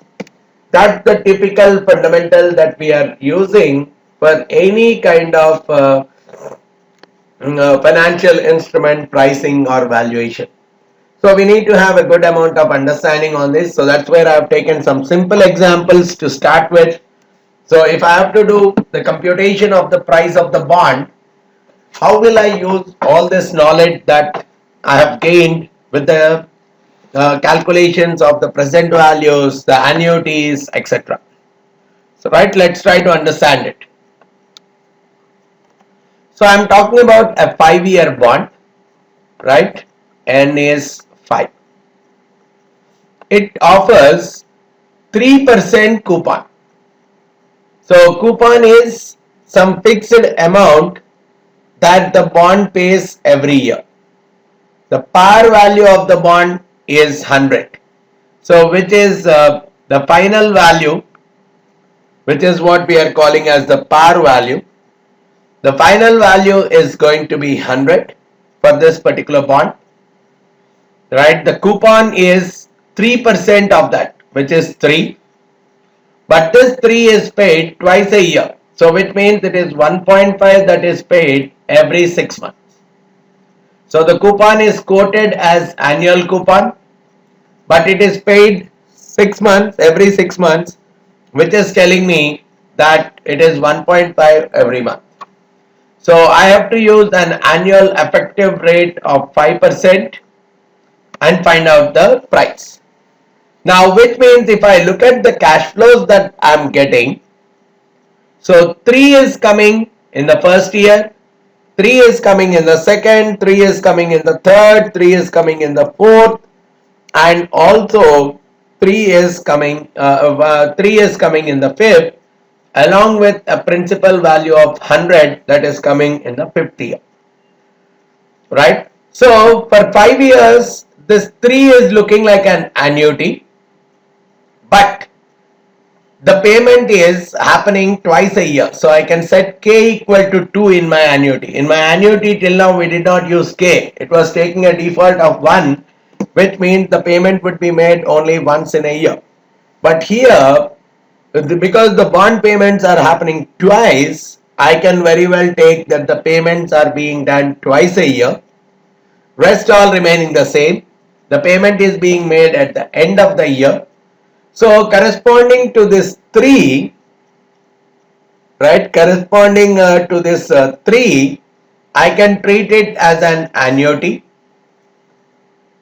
right, wherein my I is 5%, my N is 5 years, K is 2, where the payments will be made 2 times a year, M I don't need to consider, no deferment period, and this is an immediate annuity. So the type is immediate. So this is how, corresponding to all the 3's that I am getting, I'll handle it. Now 100 is a lump sum.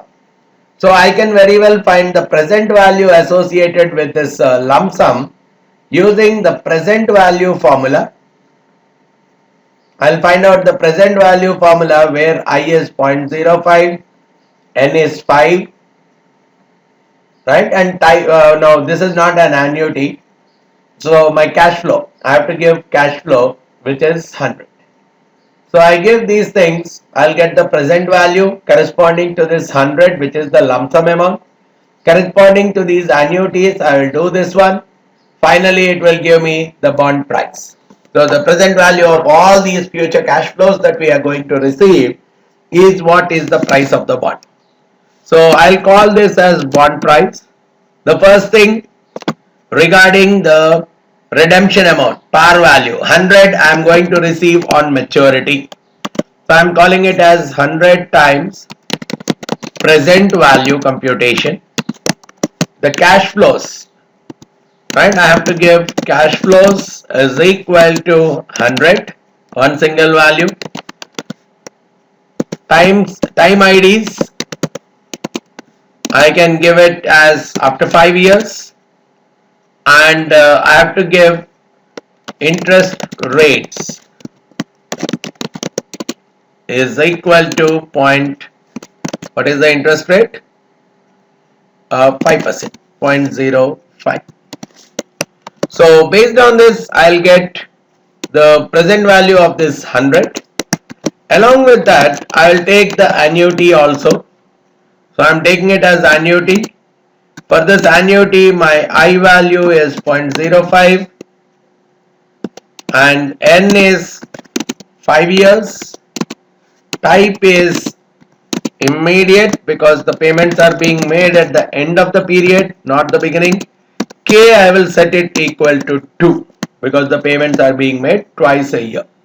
So this entire annuity, I'll multiply it with 3 because 3 is an amount that is following this particular process. So based on this, let's see what is the value of BP, which is nothing but the value of this bond. Why is it coming out to 7,800?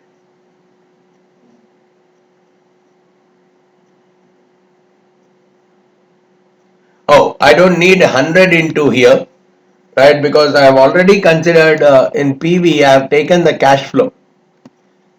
Right, cash flow I have already taken it as 100, so I should not multiply it by 100 again. That is what is the mistake. So I'm directly taking the present value. Only for annuity I'm doing the multiplication because annuity takes that it's a present value of $1 that you are going to receive at different points in time in future. So based on that, if I look at the bond price, it's coming out to 91.5. So for this particular bond, which is going to pay me 3% coupon every year, that too the payments being made twice a year, par value being 100, and the maturity of the bond being a 5-year bond. And if I want to find out the present value using an annual effective interest rate of 5%, it works out to 91.5.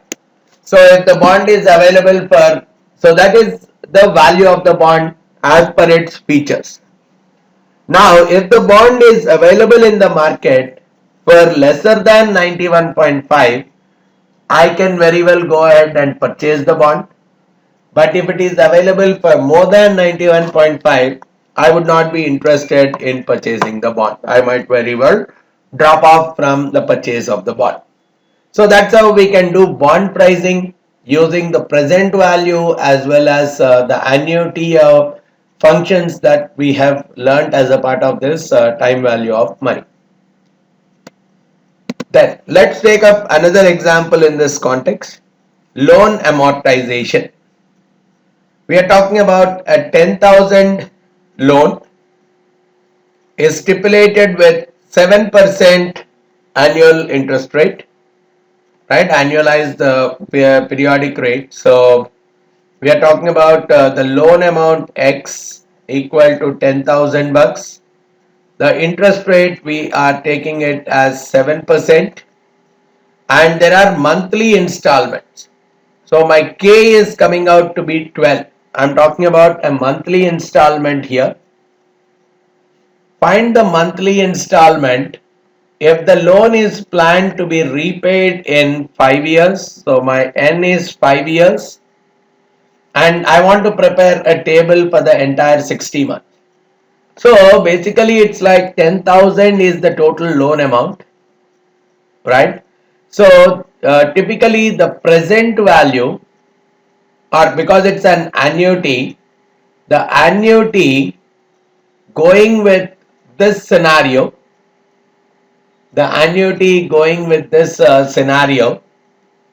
gives me some amount to be typically paid for one.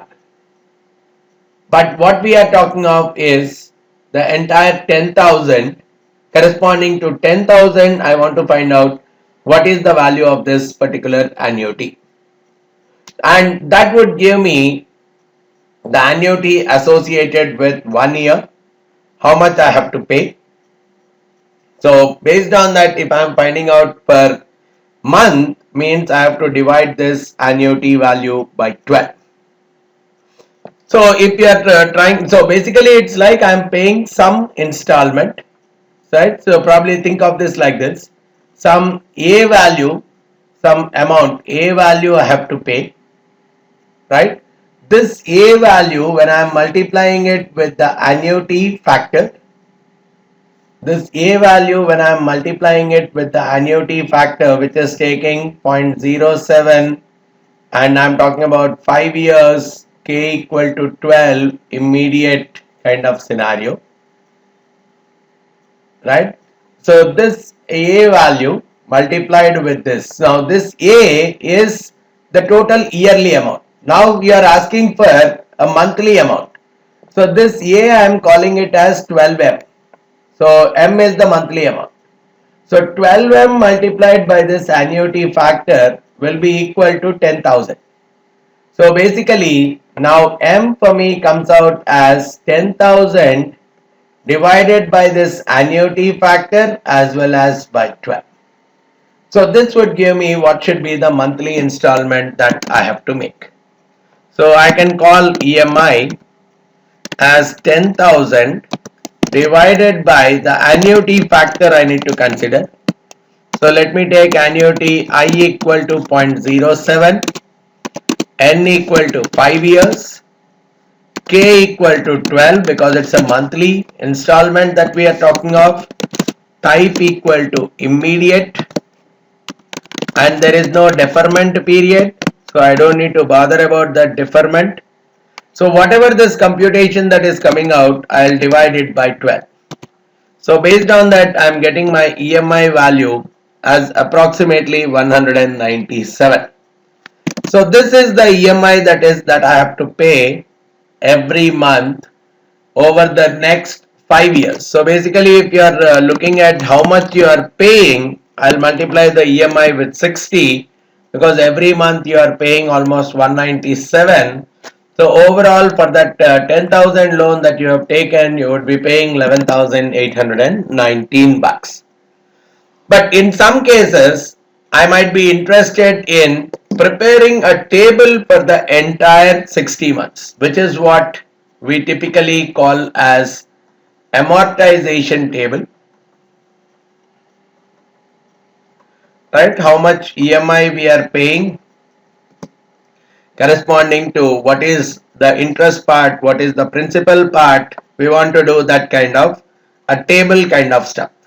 So let's take the table, right? So initially, let me initialize a few variables. So first let me take the end balance, ending balance, right? Or probably let me take the ending balance as a numeric variable with 60 placeholders, right? It's an array containing 60 observations. So for each of the period, I want to consider one ending balance. So I am taking the ending balance as one numerical variable. Then I'll take the opening balance as also another numeric variable with 60. Similarly, the interest portion of it, right? I'll take it as another numeric with 60, and principal part of it, I'll take it as numeric with 60. So each one of the variables I am considering to be an array with 60 because I have to prepare a table for 60 periods. Okay, so we have set these initial values. So I can very well say the opening balance, right? I'll take the opening balance of 1. I will set it as opening balance of 1. I will set it as the total principal amount, which is 10,000, right?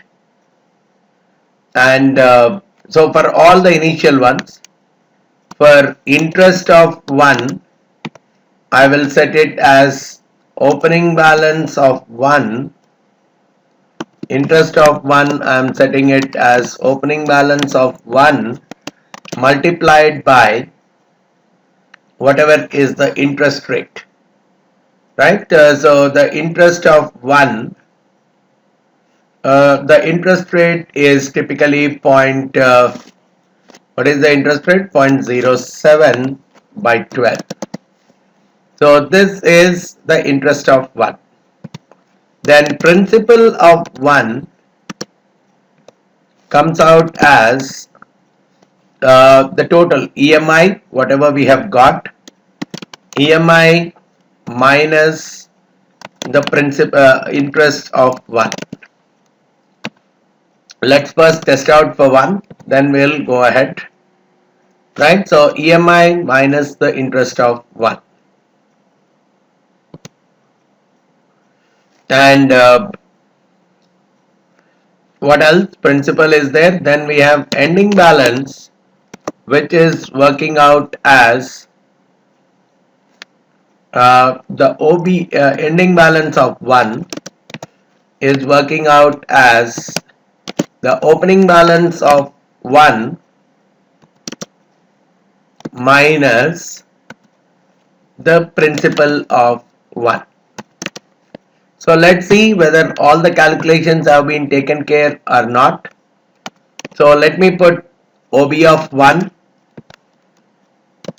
coming out as 10,000. I am taking interest of 1 coming out as 58.33. Alright. Then principal of 1 should come as the balance, which is 138.66.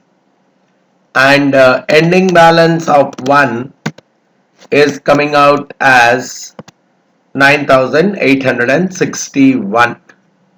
So this is what is coming out as the numbers across 9,861 because it is coming out as OB1 minus the principal of 1.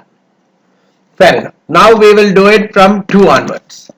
For I in 2 to 60, so this is what I am looking at for my I in 2 to 60. So each one I have to take it one by one.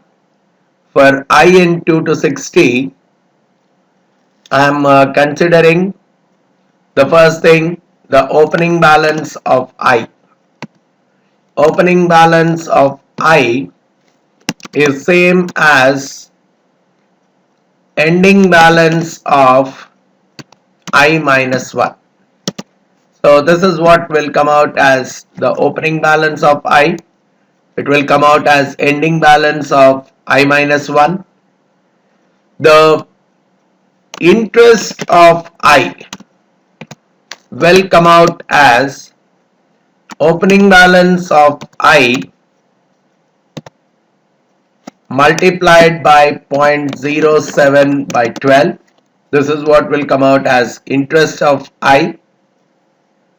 Then principal of I will come out as EMI minus the interest of I, and it comes out as the closing balance. Ending balance is a critical one. Ending balance of I comes out as opening balance of I minus principal of I. This will come out as the ending balance of I.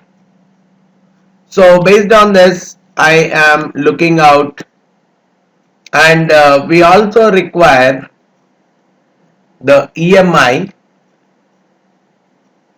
right? EMI of I.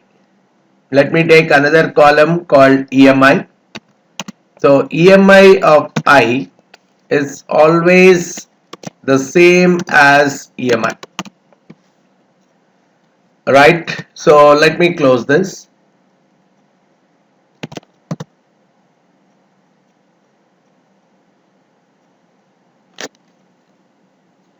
So I'll say warnings to see these warnings.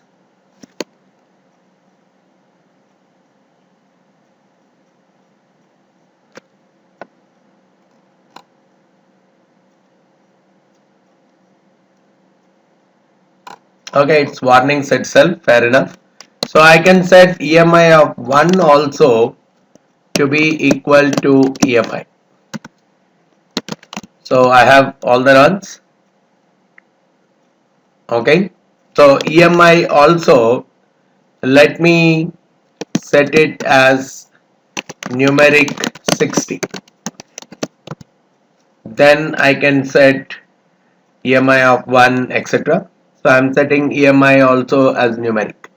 Now I can call it as amortization schedule, right? Let me call it as amort shed, wherein I'm putting, I require a data frame now.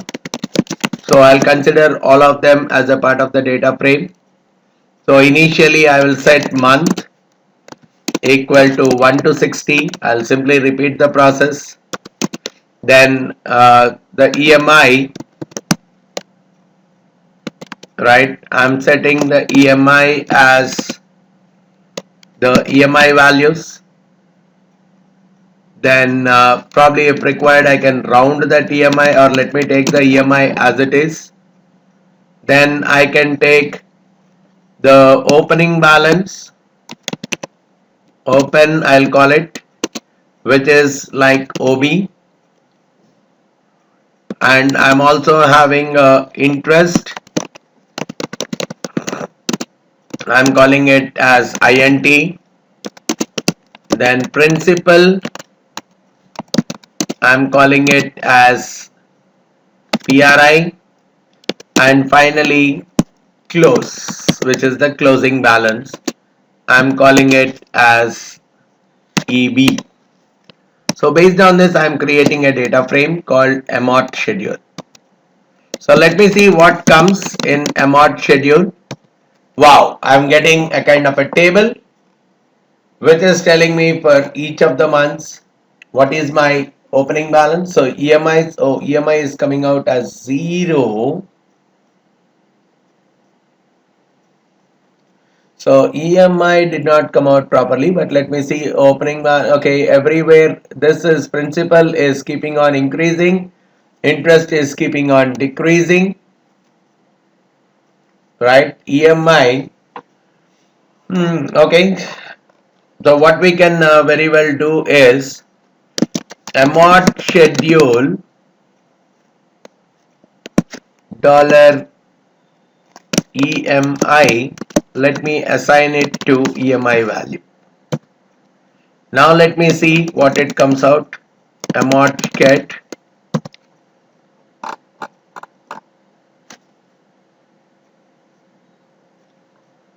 So what is the EMI value that we are getting? Oh, EMI is coming out to be 0. Why is EMI coming? Okay, this is the EMI. This is where the problem is. So I have to do the EMI computation again. So let me do the EMI computation again, and then let me allot this EMI value. Right, it's just a variable got overwritten. So let me call this EMI again as this one. So now let me do the allotment.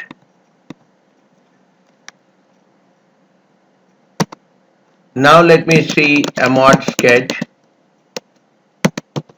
Yeah. So this looks much better. Right, the principal at the end of 6 years is going to be at the end of 60 months. So this is the principal contribution each of the periods. So this is the first month.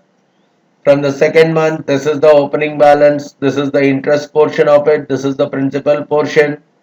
and the closing balance is coming out as 9861 minus 3139. So this process is keeping on going on. So that's how the closing balance is completely getting reduced and reduced. So this is what typically is happening as a part of this amortization schedule computation. So I can have the amortization schedule created for the entire period, and based on the interest, based on the principals, I could see how the principal is growing, how the interest is growing, and which is what will result in what would be the typical payment that is pending from the process. So that's how the ending balance, the beginning opening balance, all these things, this is what we are calling as the amortization schedule, right? So this is what is coming out as a part of the amortization schedule, which is what we could typically use it for all the display purposes. So if you say after 1 year, what is the loan amount that is still outstanding? 8,281 is still outstanding at the end of 12 months. So that's how I could typically try computing the amortization schedule. So here, once we understand the basic functionality of our basic structure of the data frames and various aspects of R, the definition of the arrays, etc., creating these kind of tables would be a much simpler task itself. Then, one more important application regarding the same, we are talking about the duration and convexity of a bond, generally taken as the measures of risk associated with a particular bond. Duration and convexity are more and more important features while defining the risk that is associated with a bond. So if you just type in question mark duration, you will see that this function evaluates the duration or even the convexity of a series of cash flows. So when you are saying duration, I have to specify all the cash flows that I am going to get from this bond. I have to specify the time IDs that are going to come at different points in time. I have to specify R, which is the nominal kind of an interest compounded mthly. So I have to specify the nominal interest rate, which is in the form of I. Then what is the frequency of payments? I have to specify it in terms of K, the payment frequency or the compounding frequency. In this duration, again, I am not talking about the theory of it. In the duration, we have something called Macaulay duration or the effective duration. There are two different ways of computing the duration. So the Macaulay duration is taken as the weighted average of the present value of the cash flows. So when we talk about the Macaulay duration, it is purely based on the weighted average on the present value of the cash flows, where the weights are based on the timing. So it's basically like the different times, the different cash flows are being received. I take the present value of all the cash flows. The weights are, the timings are multiplied with the present, the weights that are given based on the present value of the cash flows. That is what we are calling as the Macaulay duration, and the effective duration is nothing but the percentage change in the price of the bond with respect to a change in the interest rate. So there are different computations of the duration. So we can see the difference could be very, very small, but these are the two different ones. So that's where I have to specify whether the Macaulay is true or not. When it comes to convexity, we just need to give the cash flows. Typically, convexity is called as a second order measure of the riskiness of the bond. I'm not going into the theoretical depth of it. Again, I have to give all remaining the same, only there is nothing called Macaulay versus effective here. So these two, we say that we can measure the risk of the bond. The higher is the duration, the higher is the interest rate risk that is associated with the bond. And using this duration as well as convexity, we can even predict what could be the price of the bond if the interest rate changes by some percentage. So for both the purposes, these are typically used. So let's see how we can use duration for this typical example. So the example is compute the duration and convexity of that previous bond that we have talked of. Right, we'll talk about the semi-annual payment or annual payment, whatever it is. So in this case, the cash flows for me are 3 at the end of 3 in the first year, 3 in the second year, 3 in the third year, 3 in the fourth, and 103 in the fifth year. So these are the cash flows. Then I'm talking about the time, right? The time intervals. We are talking about 1 to 5. So these are the time IDs that I'm giving. So based on this, I can find out the duration. First, let's find out the Macaulay duration.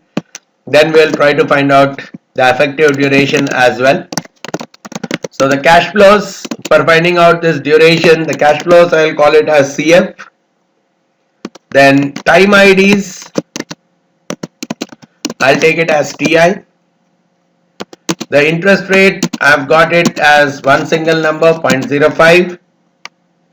And here the payment, right? If I have to take the previous example itself, the K is 2, the payments are being made semi-annually, the coupon payments are being made semi-annually.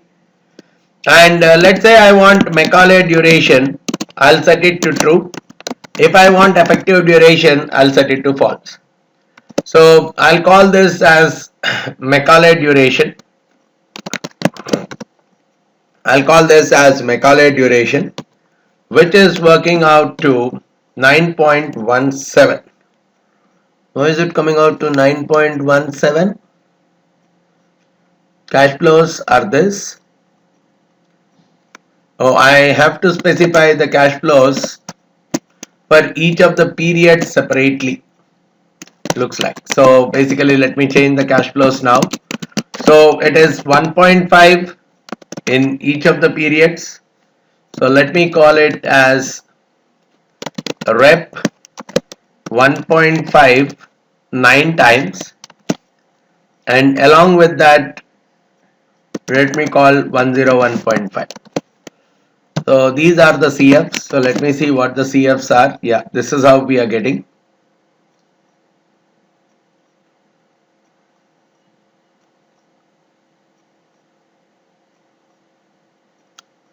No.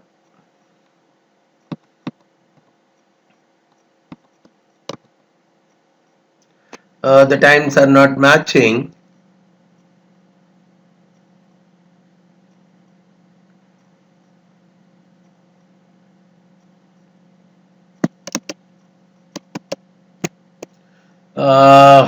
K equal to 1 frequency, compounding frequency for the nominal interest rate.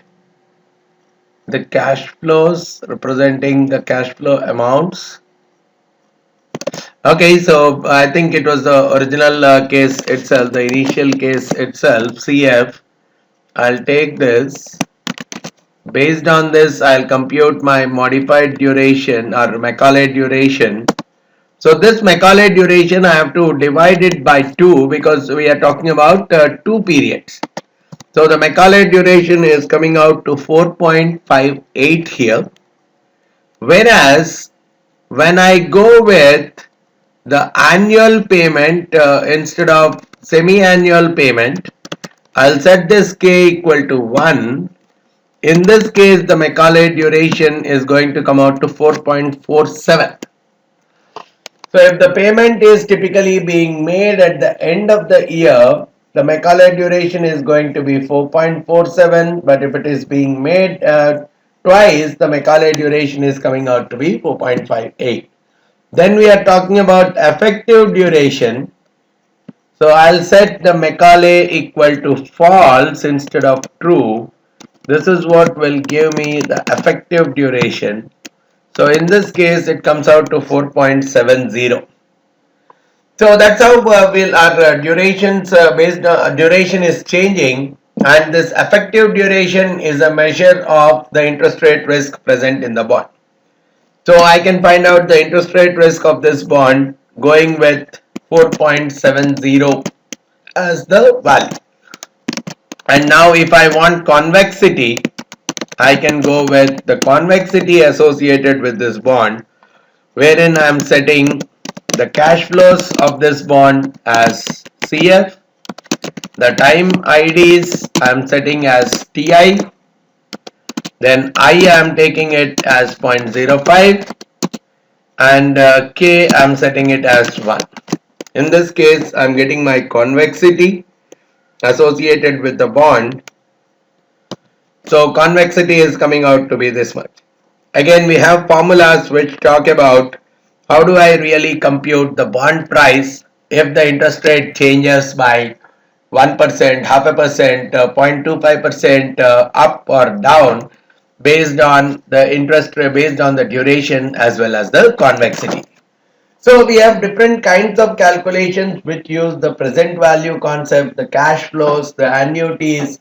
So once we are comfortable with understanding all these concepts, a lot of numericals can quite comfortably be worked out. A lot of financial mathematics can quite comfortably be evaluated both for equities or fixed income securities, or for that matter any kind of investments. The value of majority of the investments goes with the understanding of the present value concept itself.